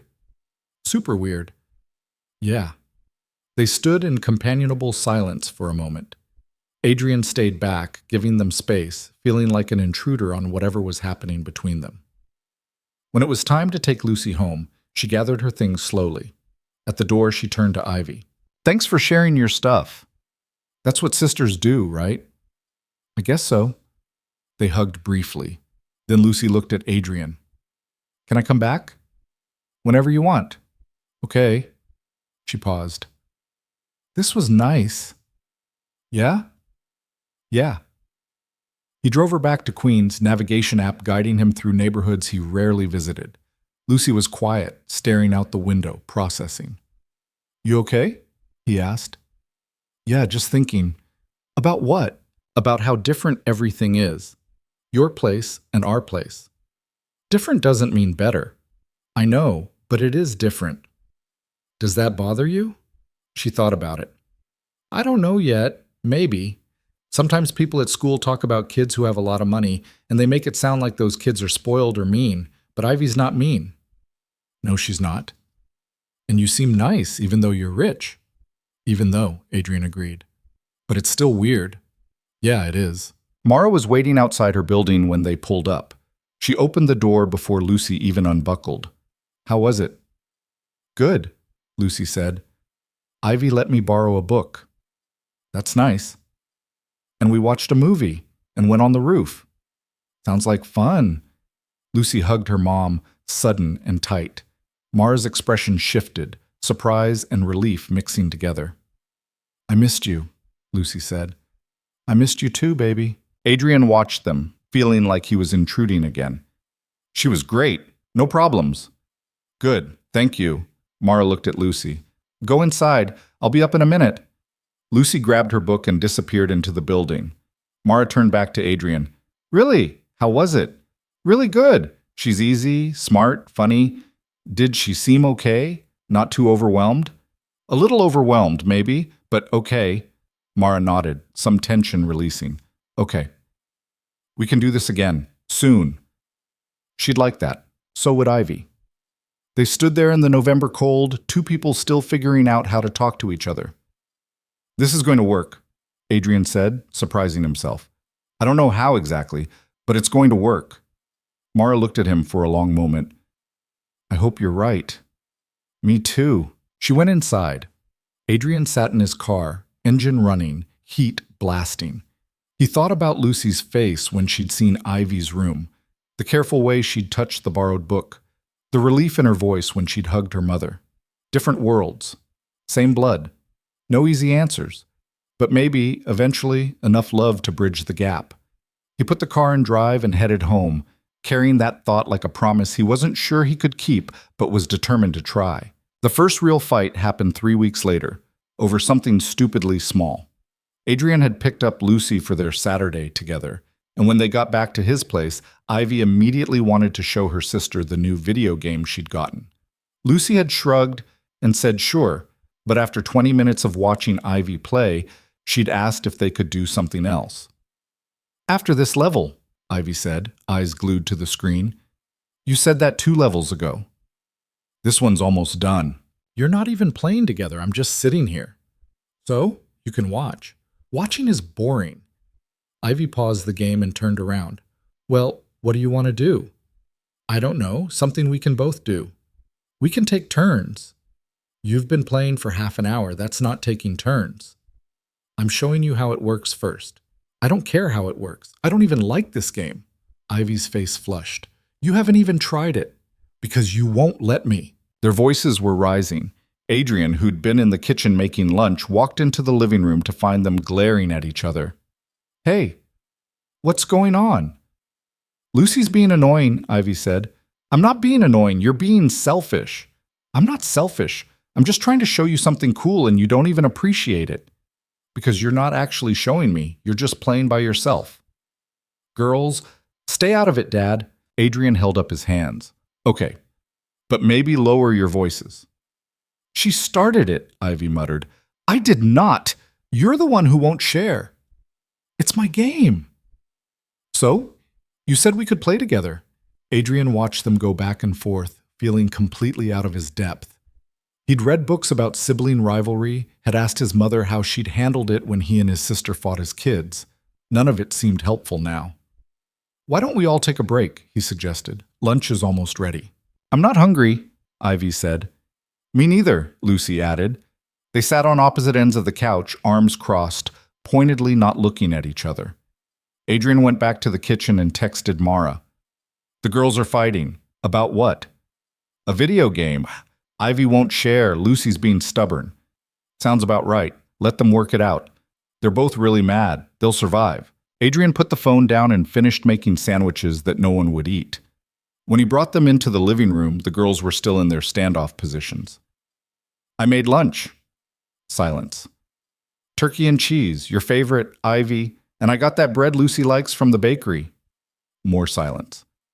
Okay, well, it's here if you want it. He sat in the chair across from them, trying to figure out the right move. Let them work it out? Force them to talk? Send Lucy home early and deal with the fallout?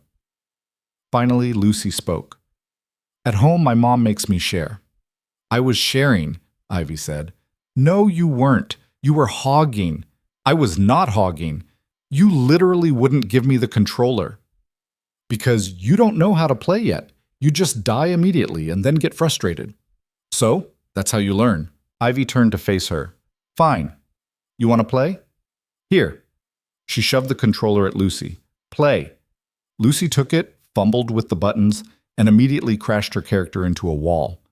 The game made a sad sound. She tried again, died within seconds. See? Ivy said triumphantly. You're not ready. Lucy threw the controller on the couch. Because you didn't teach me anything. You just wanted to show off. I wasn't showing off. You were. You wanted me to think you're so good at this stupid game. It's not stupid. It is when you're the only one having fun. Adrian cleared his throat.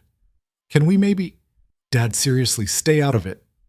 He sat back, stung. Ivy had never talked to him like that.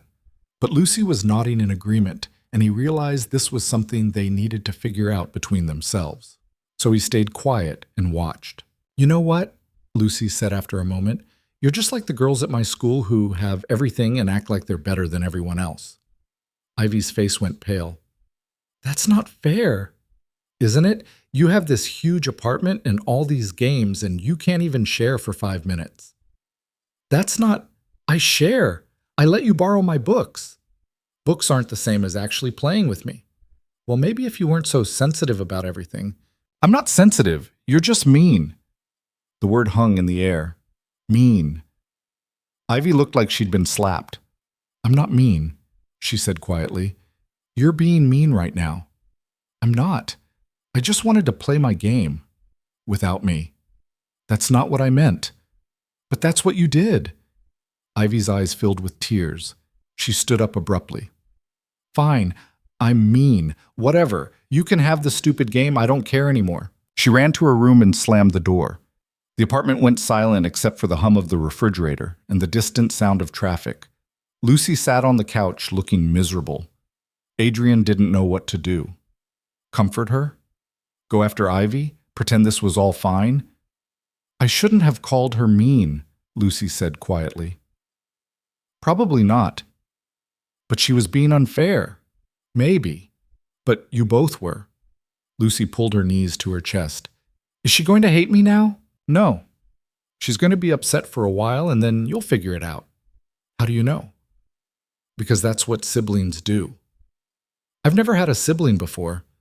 I don't know how this works. Neither does Ivy. You're both learning. Lucy wiped her eyes. This is harder than I thought it would be. Yeah, Adrian agreed. It really is. He gave them both some space. Ivy stayed in her room. Lucy sat on the couch staring at the paused game. After 30 minutes, Adrian knocked on Ivy's door. Go away. Can I come in? No. I'm coming in anyway. He opened the door. Ivy was face down on her bed, pillow over her head. He sat on the edge of the mattress. She called me mean. She was upset. But she meant it. She thinks I'm like those spoiled kids who have everything. Are you? Ivy pulled the pillow off and glared at him. That's not helpful, Dad. I'm being serious. Do you think you were being fair? I was just playing my game. For half an hour while your sister sat there waiting. I was showing her how it worked. Were you? Or were you doing what you wanted and expecting her to go along with it? Ivy's face crumpled. I don't know. Maybe. I wanted to show her something I'm good at. Something cool. And she didn't even care. She cared. She just wanted to be included. But I don't know how to do that. I've never had to share before. Not really. With Mia, we just take turns automatically, but with Lucy, it's different, and I don't know why. Adrian pulled her into a hug. She was crying now, frustrated tears that came from trying and failing at something she didn't understand. It's different because she's your sister, he said gently. The stakes are higher. You care what she thinks of you. I don't want her to think I'm mean. Then tell her that. What if she doesn't believe me? Then you keep showing her until she does. Ivy pulled back, wiping her face. This is really hard, Dad. I know. Is it always going to be this hard? Probably not, but sometimes, yeah, that's family. She took a shaky breath. Okay, I'll go talk to her. Good. They walked back to the living room together. Lucy was still on the couch, looking small and uncomfortable. When she saw Ivy, she sat up straighter. I'm sorry I called you mean, Lucy said before Ivy could speak. I'm sorry I hogged the game. And I'm sorry I said it was stupid. It's not. I was just mad. I get it. They looked at each other awkwardly. Adrian resisted the urge to fix it for them. Do you want to try again? Ivy asked. The game, I mean. I can actually teach you this time. Okay, but if I die a lot, you can't make fun of me. Deal. And if I start hogging again, tell me. I will. Lucy picked up the controller.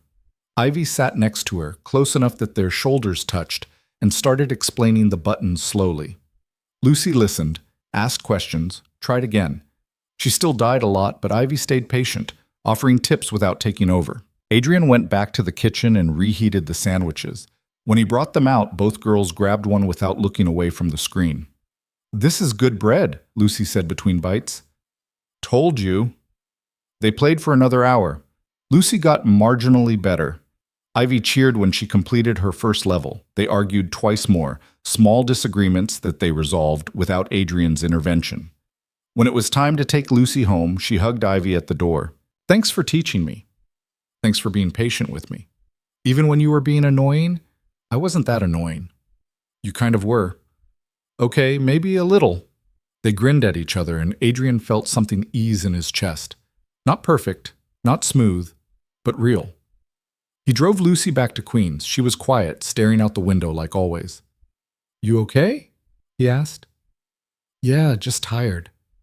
It's okay to fight, you know. Siblings fight. I know. I just didn't like it. Nobody does. Ivy cried. She did. I made her cry. You both made each other upset. That's different. Lucy thought about it. I guess. It's just weird because I wanted a sister for so long, and now that I have one, sometimes she makes me really mad. That's normal. Is it? Completely. She seemed reassured by this. When they got to her building, Mara was waiting outside again. How was it? She asked. We fought, Lucy said matter-of-factly. Mara's eyebrows went up. About what? A video game, but then we made up. And Ivy taught me how to play. I'm still bad at it, but I'm getting better. That's good, baby. Can we get that game at home? Probably not. Those things are expensive. Oh. Lucy's face fell. Okay. Adrian watched the disappointment settle over her, the moment she remembered that her life and Ivy's weren't the same. Before he could think better of it, he spoke. I could get you one. For here. So you have the same game to practice with. Lucy's eyes lit up. Really? Mara's expression went hard. Adrian, can I talk to you for a second? Mom, he just said, inside, Lucy, now. Lucy's face fell again. She went into the building without arguing. Mara turned on Adrian. You can't do that. Do what? Undermine me in front of her. I said no, and you immediately offered to buy it anyway. I wasn't trying to undermine you. I just thought, I don't care what you thought. When I make a decision about my daughter, you don't get to overrule it by throwing money at the problem. That's not what I was doing. Then what were you doing? Adrian took a breath. I was trying to make things easier for her, so she doesn't feel left out when she's at my place. She's not left out. She's learning to share. That's different. But why should she have to feel like she's missing something just because that's life, Adrian? Not everyone gets everything they want the second they want it, and I'm not going to raise a daughter who expects handouts every time something's hard. It's a video game console, Mara, not a handout.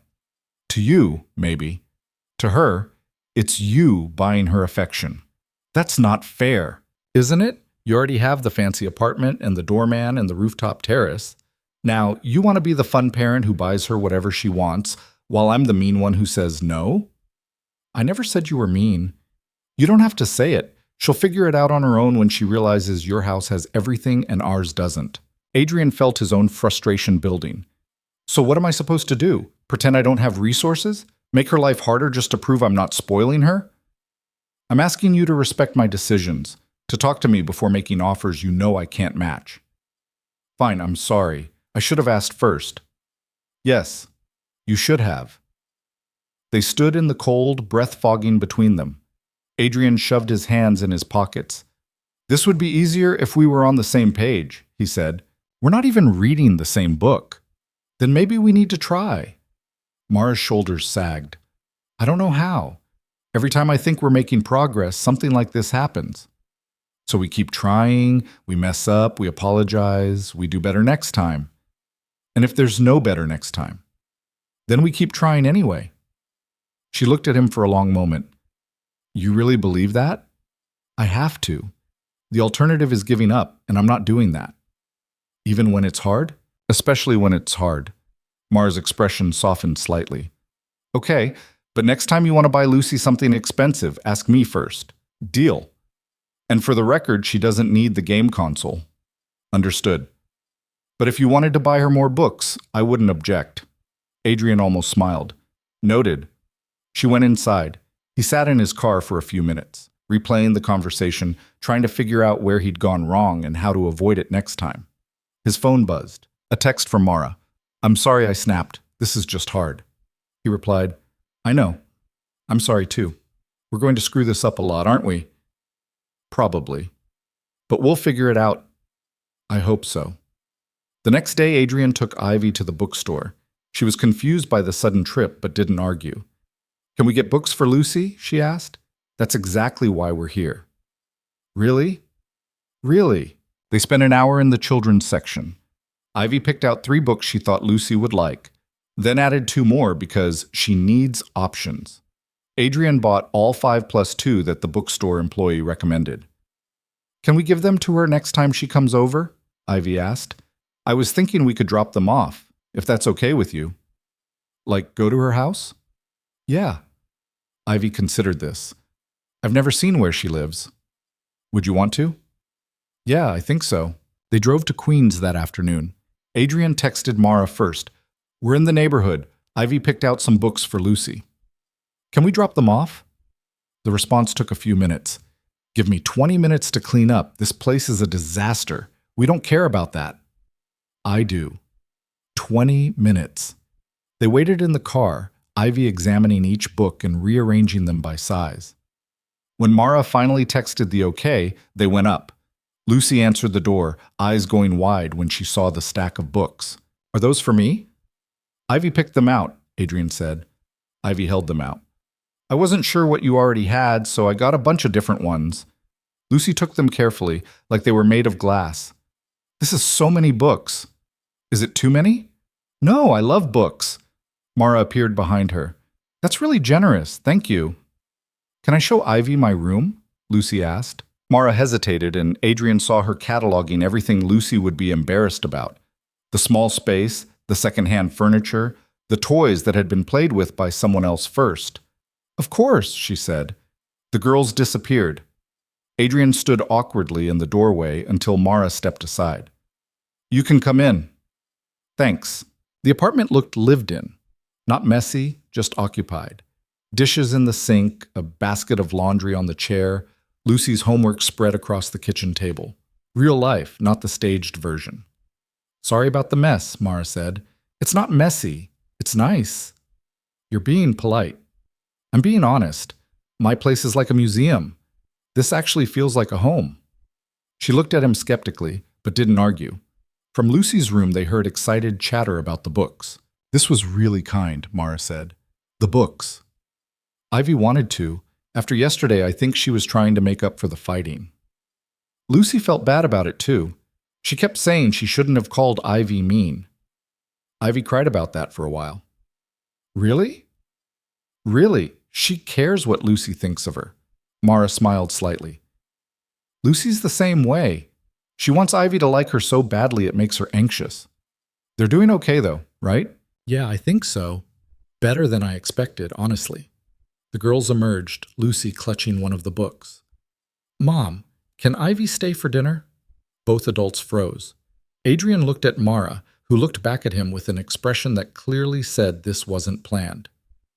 We don't want to intrude, Adrian started. It's not intruding, Lucy insisted. We're making spaghetti. There's enough. I don't know if please, Mom. Mara looked trapped. Adrian tried to help. We actually have plans. No, we don't, Ivy said. Mrs. Chen isn't coming tonight. We could order something. But Lucy said spaghetti, Ivy pointed out. The girls looked at them with matching expressions of hope. Adrian and Mara exchanged a glance. If it's really okay, Adrian said carefully. It's fine, Mara said, though she looked like she was agreeing to something much bigger than dinner. But you're helping cook.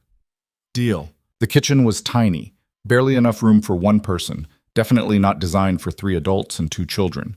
But they made it work. Mara boiled water while Adrian chopped vegetables under her direction. The girls set the table, arguing about whether the forks went on the left or the right. Left, Lucy said. Are you sure? That's where my mom puts them. Dad puts them on the right. Well, this is my house, so left. Okay. The sauce was simple, from a jar, nothing fancy. Mara apologized for it twice. I didn't have time to make it from scratch. This is perfect, Adrian said. You're just saying that. I'm really not. I can't remember the last time I had homemade spaghetti. It's not homemade if the sauce is from a jar. Close enough. They ate at the small table, crowded and chaotic. The girls talked over each other. Mara told a story about a patient at the hospital that made everyone laugh. Adrian found himself relaxing in a way he hadn't expected. The informality of it all somehow easier than the careful distance they'd been maintaining. This is nice, Ivy said. What is? Adrian asked. All of us together. Like a real family. The words hung in the air. Adrian saw Mara tense, saw Lucy look between them uncertainly. We are a real family, Lucy said quietly. Aren't we? Of course you are, Mara said quickly. But a different kind than most families, Adrian added. Different doesn't mean not real, Ivy insisted.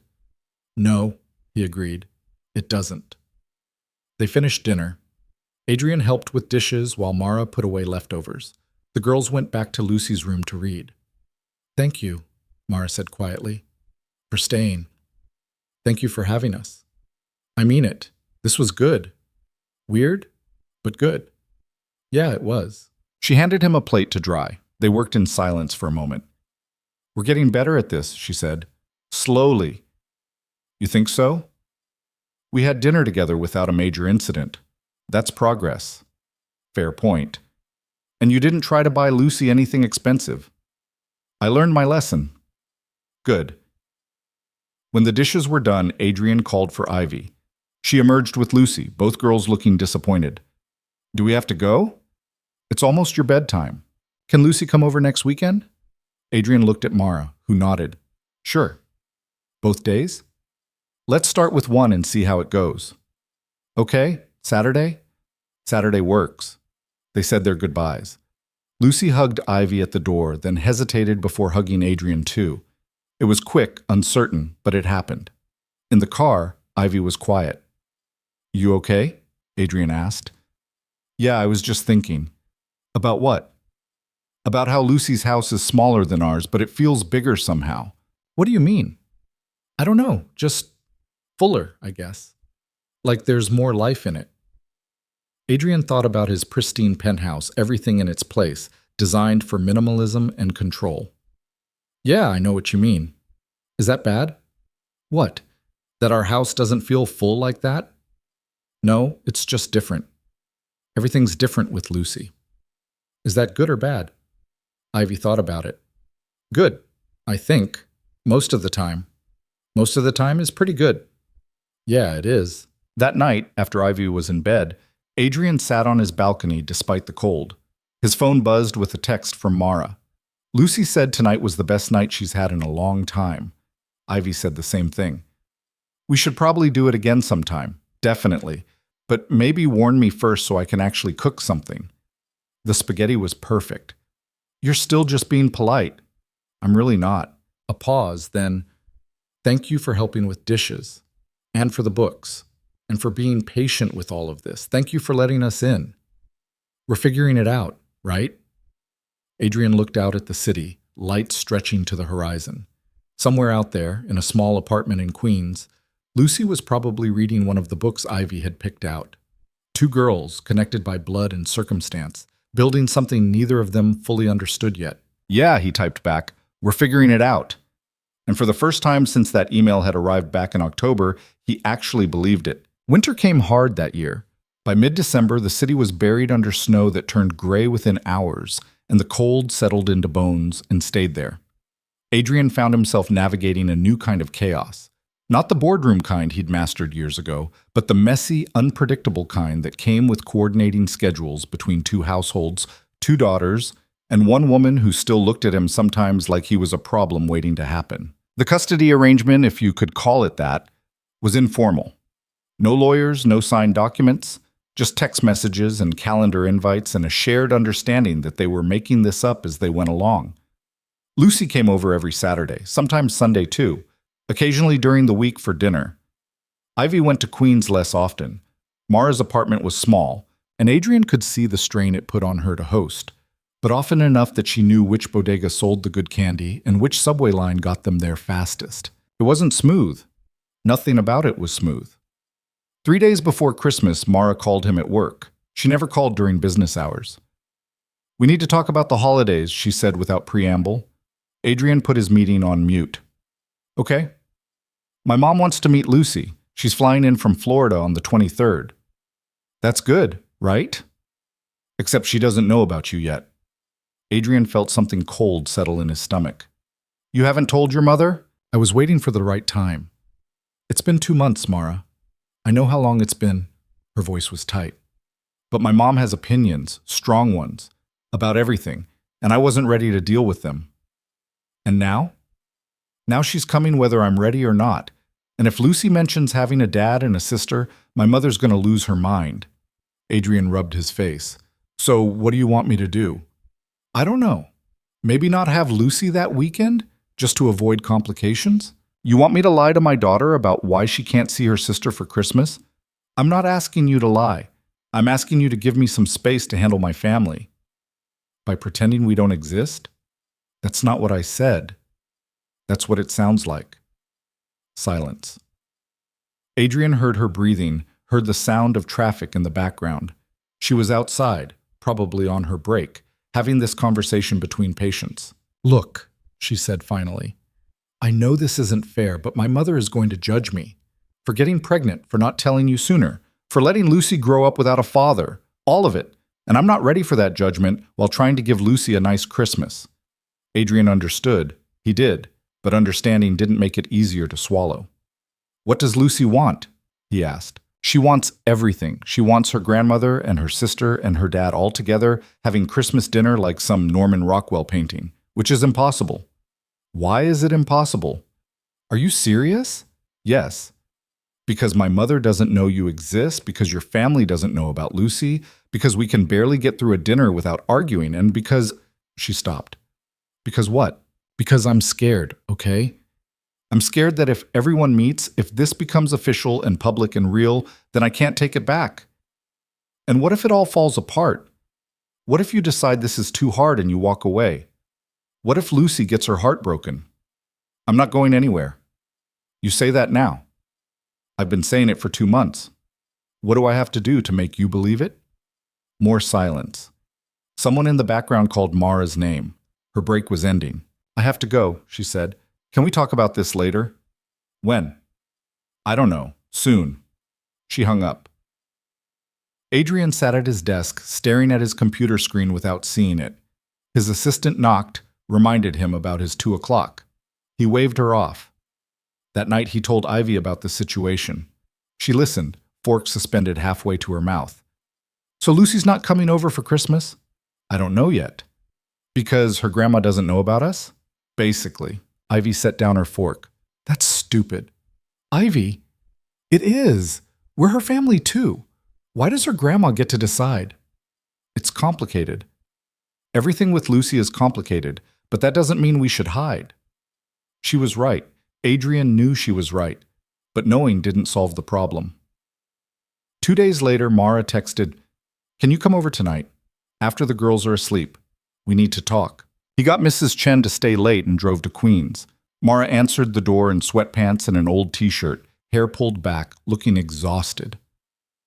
"Lucy's asleep," she said. "Finally. She's too excited about Christmas to settle down." Ivy, too. They sat at the kitchen table with coffee neither of them wanted.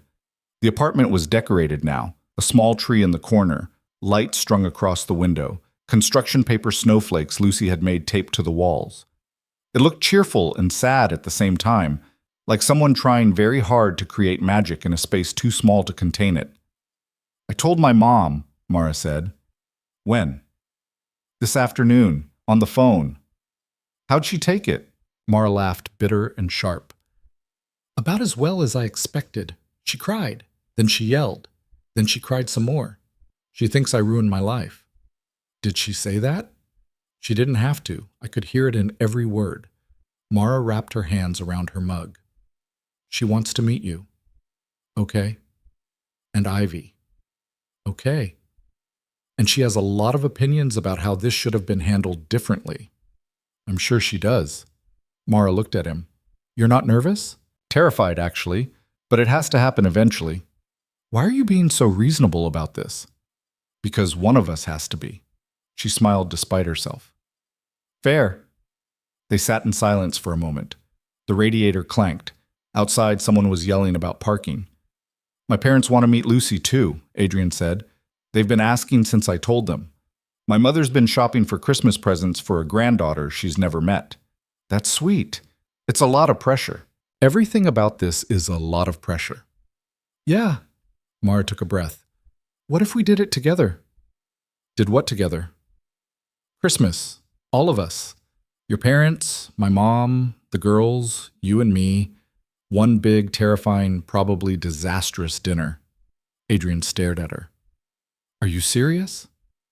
"I don't know, maybe. I keep trying to split everything up, keep everyone separate so nothing goes wrong. But Lucy keeps asking why her family can't be together, and I don't have a good answer." "That's a terrible idea." "I know. It's going to be awkward and uncomfortable, and someone's definitely going to say something they shouldn't." "Absolutely. So why do it?" Mara looked toward Lucy's room, where soft breathing indicated sleep and innocence and a child who just wanted everyone she loved in the same place. "Because she deserves to have us try," Mara said quietly. "Even if we fail spectacularly, at least we tried." Adrian thought about it, about his mother, who cried at greeting cards and would definitely cry meeting Lucy, about his father, who asked too many questions and had no filter, about Mara's mother, who he'd never met but could already tell had opinions that would clash with his mother's opinions in spectacular fashion. "Okay," he said. "Okay? Let's do it. Christmas dinner. Everyone." "You're insane." "Probably, but you're the one who suggested it." I immediately regretted it. "Too late." "I'm in." Mara laughed, and it sounded almost hysterical. "This is going to be a disaster." "Definitely. But maybe a good disaster. Let's hope." Planning. Christmas dinner for 8 people from completely different worlds turned out to be exactly as complicated as Adrian expected. His mother wanted to host at their place in Connecticut. Mara's mother insisted they do it at Mara's apartment because that's where Lucy lives. Adrian suggested his penthouse as neutral ground. Everyone hated that idea. They settled on Adrian's place after Ivy made an impassioned speech about how it had the most room for people to escape if they needed space. "That's the selling point?" Mara asked. "Escape routes?"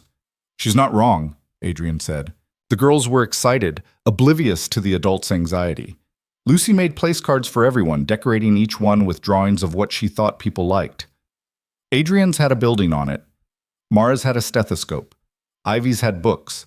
She'd never met the grandparents, but gave Adrian's mother flowers and his father a newspaper. Mara's mother got a palm tree and a sun. "Florida," Lucy explained proudly.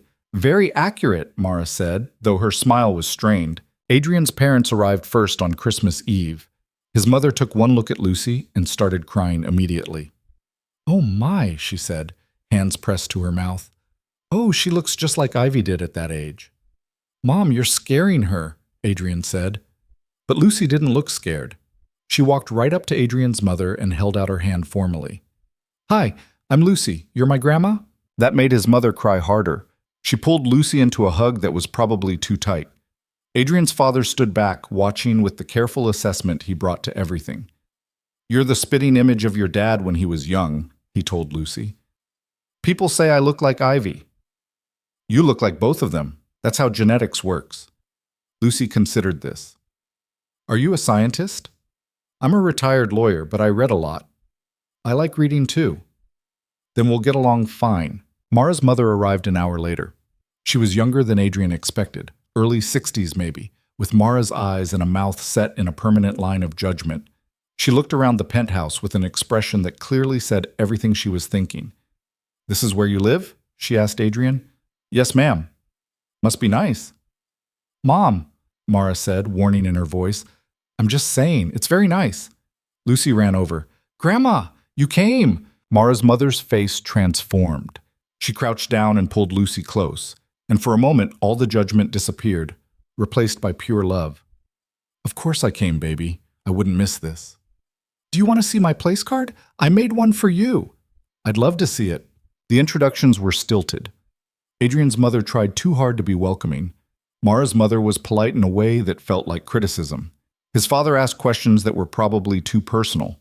Mara looked like she wanted to crawl under the table. Dinner was ambitious. Turkey, stuffing, 3 kinds of potatoes because everyone had different preferences, vegetables nobody would eat, and 2 pies. Adrian's mother had insisted on bringing half of it. Mara had made the other half in her tiny kitchen and brought it over in containers. They'd argued about it via text for 2 days. Getting everyone seated took 15 minutes. Lucy had made a seating chart that put herself between Ivy and Mara's mother, Ivy between Lucy and Adrian's mother, and the adults scattered around trying to manage conversation. It worked better than it should have. "So," Adrian's father said once everyone had food, "this is unusual." "Dad, I'm not saying it's bad, just unusual. When Adrian told us he had another daughter, I'll admit I was skeptical." "Skeptical of what?" Mara's mother asked, immediately defensive. "Of the circumstances. It seemed convenient." "Convenient?" Mara's voice went cold. "What exactly seems convenient about raising a child alone for 6 years?" "I didn't mean—" "I think you did." "Mom, please," Mara said quietly. "No, let him explain what he meant by convenient." Adrian's father set down his fork. "I meant that I wanted to make sure this wasn't some scheme, that my son wasn't being taken advantage of." "Taken advantage of?" "Lady, I've been taking care of my granddaughter without a penny from anyone. No one's questioning that. It sure sounds like you are." The table went silent. Ivy and Lucy looked between the adults with wide eyes. Adrian's mother was frozen mid-reach for the potatoes. Mara had her head in her hands. Adrian stood up. "Okay, everyone stop." "Adrian," his father started. "No? Listen, I know this is weird. I know none of us planned this, but we're here now and we're trying to figure it out. And what Lucy and Ivy need is not for us to fight about the past. They need us to be adults about the present." "He's right," Mara's mother said, surprising everyone. She looked at Adrian's father. "I apologize. That was rude of me." "I apologize too. I shouldn't have implied anything about your daughter's character." They looked at each other across the table, a truce forming in real time. Lucy raised her hand like she was in school. "Can we eat now? Everything's getting cold." The tension broke. Someone laughed. Plates were passed. Conversation restarted, carefully at first, then more naturally. Adrian's mother asked about Mara's work at the hospital. Mara's mother told stories about Lucy as a baby. The girls interrupted constantly, adding details and commentary. After dinner, while the adults cleaned up, Ivy and Lucy performed a play they'd apparently been rehearsing for weeks. It involved a lot of blankets, some questionable dialogue about princesses and dragons, and a finale where they both died dramatically on the living room floor. "Bravo," Adrian's father said, actually clapping. "Do you have any constructive criticism?" Lucy asked, popping up. "The death scene could use work. You fell too fast." That's what I said, Ivy exclaimed. They ran off to practice dying more slowly. The adults stood in the kitchen, watching through the doorway. They're good together, Adrian's mother said. They are, Mara agreed. Different as night and day, but good together. Like their parents, Mara's mother observed, looking pointedly between Mara and Adrian. We're not, Mara started. I didn't say you were. I said you're different, but you're making it work. Mara looked at Adrian. He looked back. Something passed between them, acknowledgement maybe, or just mutual exhaustion. We're trying, Mara said finally. That's all you can do. Later, after everyone had left except Mara and Lucy, after Ivy had fallen asleep on the couch mid-movie and Lucy had curled up beside her, Adrian and Mara stood on the balcony looking at the city. That went better than I expected, Mara said. Your mom only threatened to kill my dad once. I'd call that a win. She didn't threaten him. She absolutely did, with her eyes. Mara laughed, breath fogging in the cold air. Okay, maybe a little. They stood in comfortable silence. The city was quiet, or as quiet as it ever got. Christmas lights twinkled from other buildings. Thank you, Mara said, for hosting, for putting up with my mother, for all of it. Thank you for agreeing to this chaos. Lucy's happy. That's what matters. Ivy, too. They're good kids. Yeah, they are. More silence. Adrian wanted to say something meaningful, something that would capture the strangeness and unexpected rightness of the day. But words felt inadequate. We should probably get them to actual beds, Mara said finally. Probably. Neither of them moved. Mara? Yeah? I meant what I said, about not going anywhere. She looked at him. I know. I'm starting to believe it. Good. But if you do leave, I won't. But if you do, I'll hunt you down. Noted. They went inside. Adrian carried Ivy to her room. Mara carried Lucy to the guest room that was slowly becoming Lucy's room, filled with books and clothes and evidence of a child who belonged there. When Mara came back out, she paused at the door. Same time next week? She asked. For what? Lucy's birthday. She wants both families there again. Adrian groaned. You're kidding. Completely serious, she made a list of who to invite. How many people? 12? Mara. I know. But she's turning 7. It's important. Fine. But this time your mom and my dad sit at opposite ends of the table. Deal. She left. Adrian cleaned up the remaining dishes, put away food, found Lucy's drawing of the palm tree stuck to the refrigerator with a magnet. He smoothed it out, studying the crayon sun and the stick figure labeled Grandma. His phone buzzed. A text from his mother. That was lovely. Lucy is wonderful. When can we see them again? Then one from Mara. Lucy's already planning the birthday party. Send help. Then one from Ivy's phone, which meant Ivy had woken up and stolen it. Best Christmas ever, Dad. Adrian sat on the couch, surrounded by evidence of the day, wrapping paper, pie crumbs, place cards with Lucy's careful drawings. The apartment that had always felt too big suddenly felt exactly right. The winter months passed in a blur of birthday parties and school projects and arguments about screen time and vegetables. Lucy started calling Adrian Dad in March, casually, like she'd been doing it her whole life. The first time she froze, looked at him nervously. Is that okay? She asked. Yeah, he said, voice rough. That's okay. Ivy and Lucy fought constantly and then made up just as quickly. They developed their own language, their own jokes, their own way of existing in the world as sisters. Sometimes they stayed at Adrian's place, sometimes at Mara's. Sometimes all of them ended up together, eating takeout at midnight because someone forgot to plan dinner. Adrian and Mara learned to communicate without fighting, mostly. They still disagreed about money, about schools, about parenting philosophies. But they learned to argue quietly, away from the girls, and to apologize when they were wrong, which was often, for both of them. In April, Mara's apartment flooded.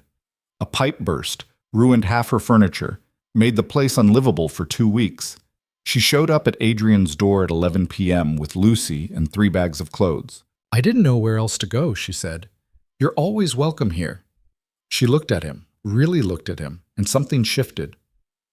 Thank you, she said quietly. It's just a place to stay. No, thank you for everything, for showing up, for not giving up, for being better than I expected. That's a low bar. Maybe, but you cleared it anyway. Those 2 weeks changed something. Not dramatically, not with some big revelation or moment, just slowly, in the everyday chaos of shared space and shared meals and shared responsibility. Adrian came home from work to find Mara teaching both girls to cook. Mara woke up to find Adrian helping Lucy with her homework. They fell into a rhythm neither of them had planned. When her apartment was fixed, Mara packed slowly. "We should probably get out of your hair," she said. "You're not in my hair. We've been here 2 weeks." So? So you probably want your space back. Adrian looked around the penthouse, at Lucy's drawings on the refrigerator, at Mara's nursing textbooks on the coffee table because she'd decided to go back to school, at Ivy's and Lucy's shoes tangled together by the door. "It doesn't feel crowded," he said. "It feels full." Mara stared at him. "Are you saying that?" "I'm saying there's room here. If you wanted it, no pressure, just room." "Adrian, that's Crazy. I know. Forget I said anything. No, I was going to say that's really generous, but also terrifying. Why terrifying? Because what if it doesn't work? What if we drive each other crazy? We already drive each other crazy, but we're managing. Living together is different. I know. The girls would have expectations. We'd have to explain what this means. We'd figure it out, like we figured out everything else. Mara sat down on the couch, looked at her hands. "I wasn't expecting this." "Neither was I. But here we are." "Here we are," she echoed. Lucy ran in from the other room. "Mom, Ivy wants to know if we're staying or going, because if we're staying, she wants to build a fort, and if we're going, she wants to help pack." Mara looked at Adrian. He looked back. No answers, just questions and possibilities, and the terrifying prospect of choosing something instead of just reacting. "What do you think, Lucy?" Mara asked. "Would you want to stay here? Live here with Ivy and Adrian?" Lucy's eyes went huge. "Like, forever? Like, we'd try it and see how it goes. Would we have our own room? I don't know. We'd have to figure it out." Lucy looked at Adrian. "Is that okay with you?" "More than okay." "And Ivy's okay with it?" "She'd probably throw a party if you said yes." Lucy thought about it for approximately 3 seconds. "Okay, let's stay." "Just like that?" Mara said. "Why not? We're already here, and I like it here, and Ivy's here, and Dad's here."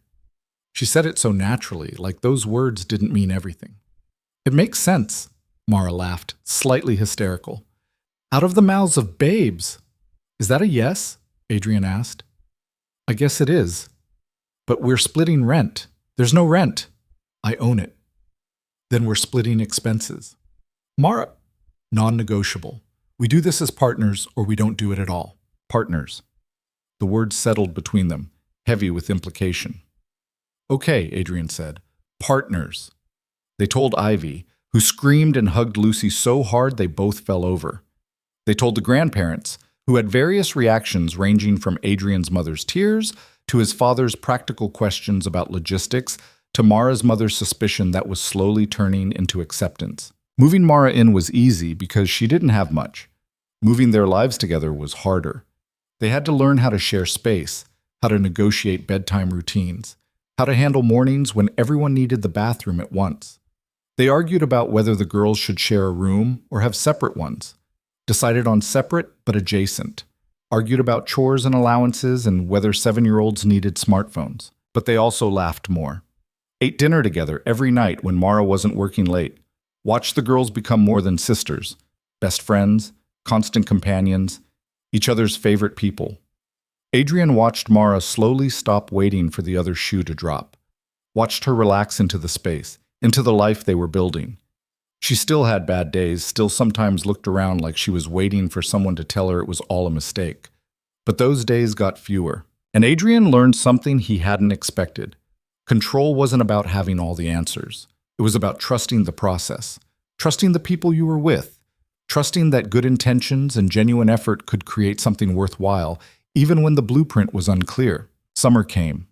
They took the girls to the beach, all 4 of them, plus both sets of grandparents in a rental house that was chaotic and loud, and exactly what it should have been. Ivy taught Lucy to body surf. Lucy taught Ivy to look for shells. The adults sat in beach chairs and watched them run in and out of the waves. You look happy, Mara said to Adrian one evening, while the girls built sandcastles and the grandparents napped inside. I am happy. Even with all the chaos? Because of the chaos. Turns out I was terrible at controlling everything anyway. You were pretty good at it, actually. That was the problem. What do you mean? She looked at him over her sunglasses. You can't control people into loving you, Adrian, or into staying. You just have to trust that they will. And if they don't, then you survive it, and you try again with someone else. Is that what you're doing? Trying again? Maybe. Are you? He thought about it. About Vanessa, who'd left because they'd been trying to control their way into happiness. About his years alone with Ivy, controlling every variable he could to keep her safe. About meeting Mara and Lucy, and having everything spiral beautifully out of control. Yeah, he said. I think I am. She smiled, then looked back at the girls. They're going to need therapy someday, you know. All kids do, but especially ones with family situations like ours. Probably. But they'll be okay. How do you know? Because they're loved, messily, imperfectly, but genuinely loved, and that covers a multitude of mistakes. That night, after the girls were asleep in their shared room at the beach house, Mara and Adrian sat on the deck watching the ocean. I've been thinking, Mara said, about what this is. Us. This situation. Adrian's chest tightened. Okay. We're partners. Co-parents. Friends, I think. I'd say so. But is that all we are? The question hung in the air between them. Adrian hadn't let himself think about it, hadn't wanted to complicate things further. But sitting there in the dark with the ocean noise and the knowledge that their daughters were safe inside, he couldn't avoid it. I don't know, he said honestly. What do you want us to be? I don't know either, but sometimes I think about how easy this has gotten, how much I look forward to coming home. And it's not just because of Lucy. No, it's because of you too.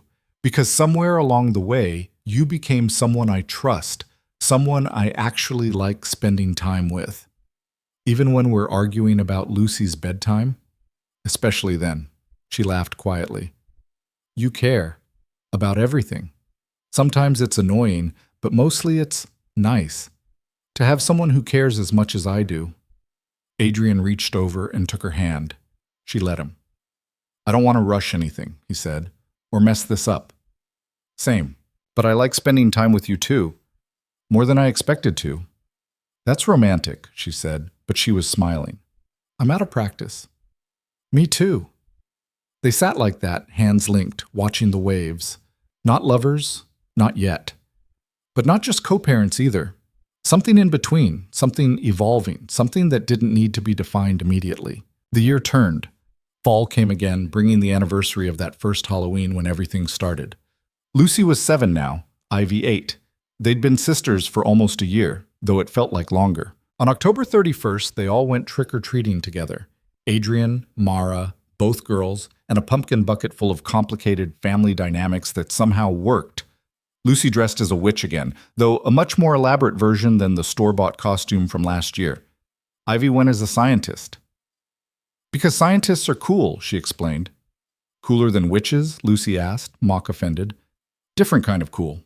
I'll accept that. They walked through the neighborhood as the sun set, the girls running ahead, Adrian and Mara following at a distance. Other families waved, made small talk. The doorman from Adrian's building was out with his grandkids and stopped to chat. Normal. It all felt startlingly normal.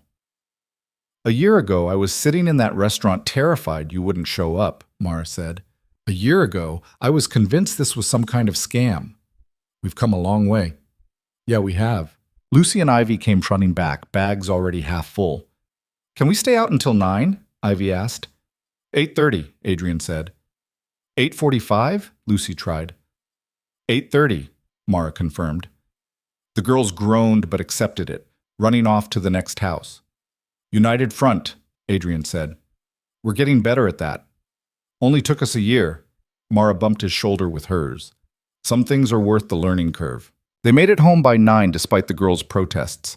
Hot chocolate for everyone, a mountain of candy to sort through, and a living room floor covered in wrappers and costumes and the cheerful debris of childhood. Best Halloween ever, Lucy declared. You said that last year, Ivy pointed out. This one's better. How? Because we're all together, like a real family. Ivy looked at her sister, then at Adrian and Mara on the couch. We are a real family, dummy. I know. That's what I said. No, you said like a real family. We are one. Okay. We are one. Satisfied, Ivy returned to sorting her candy by type. Lucy helped, stealing pieces when she thought no one was looking. Adrian watched them, watched Mara watching them, and felt something settle in his chest. Not the controlled certainty he'd spent his whole life chasing, but something better. Something earned through mistakes and apologies, and showing up even when it was hard. Later, after the girls were in bed and the candy was hidden on a high shelf, Adrian and Mara cleaned up the living room in comfortable silence. Thank you, Mara said. For what? For being here. For staying. For being the kind of father Lucy deserves. Thank you for finding me, for being brave enough to send that email. I was terrified. Me too. Still terrified sometimes. Same, but less than before. She smiled. Yeah, less than before. They finished cleaning, turned off the lights, stood in the hallway between the girls' rooms. Behind one door, Ivy's soft breathing. Behind the other, Lucy talking to herself, probably replaying the night's events. She does that, Mara whispered. Narrates before she falls asleep. Ivy used to do the same thing, probably still does when I'm not listening. They're more alike than different. Yeah. Mara looked at him in the dim hallway light. We did okay, didn't we? Better than okay. Better than we had any right to expect, given how this started. Maybe that's the point. Maybe the best things don't come from control and planning. Maybe they come from showing up and trying, even when you have no idea what you're doing. Is that your takeaway from all this? One of them. What are the others? Adrian thought about it. About the year that had passed, about everything that had changed and everything that hadn't.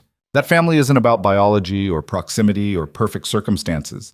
It's about choosing each other over and over, even when it's hard. That love isn't a feeling you wait for.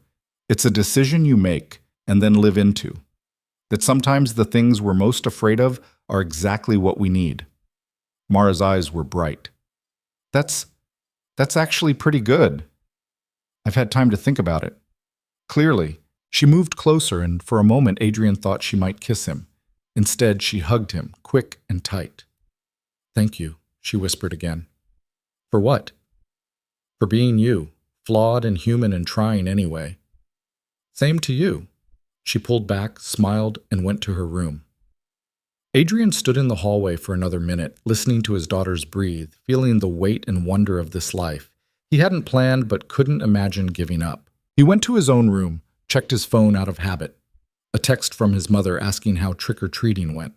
One from Marcus checking in about a deal closing next week. One from Mrs. Chen saying she'd left dinner for tomorrow in the fridge. And one from Ivy's phone. Dad, Lucy wants to know if we can have pancakes tomorrow. He smiled and typed back. Tell her yes. Regular or chocolate chip? Both duh. Both it is. Now go to sleep. Already did. Then how are you texting me? Magic. Good night, Ivy. Night, Dad, love you. Love you too. He set the phone down and lay in bed, listening to the sounds of his home. The radiator clicking, traffic outside. The faint sound of Lucy's voice still narrating her day. Mara moving around in her room, probably grading assignments from the nursing program. This messy, complicated, imperfect life. He wouldn't trade it for anything. Adrian Cole had spent 33 years believing that control was the answer, that if he just planned carefully enough, worked hard enough, anticipated every variable, he could build a life that made sense, a life that was safe and predictable and manageable. And then an email arrived from a stranger, and a little girl looked up at him with his own eyes, and he learned what he should have known all along. The best things in life are the ones you never see coming. The ones that break through your defenses and rearrange everything you thought you knew. The ones that force you to be braver and kinder and more human than you ever planned to be. Control was an illusion. Love was a choice. Family was whoever showed up and stayed. And sometimes, if you were very lucky, the thing that scared you most turned out to be exactly what you needed. Outside his window, the city glittered. Millions of lives, millions of stories, millions of people figuring it out as they went along. Adrian closed his eyes and let himself be one of them. Not perfect, not controlled, not certain, but present, trying, loved. That was enough. That was everything.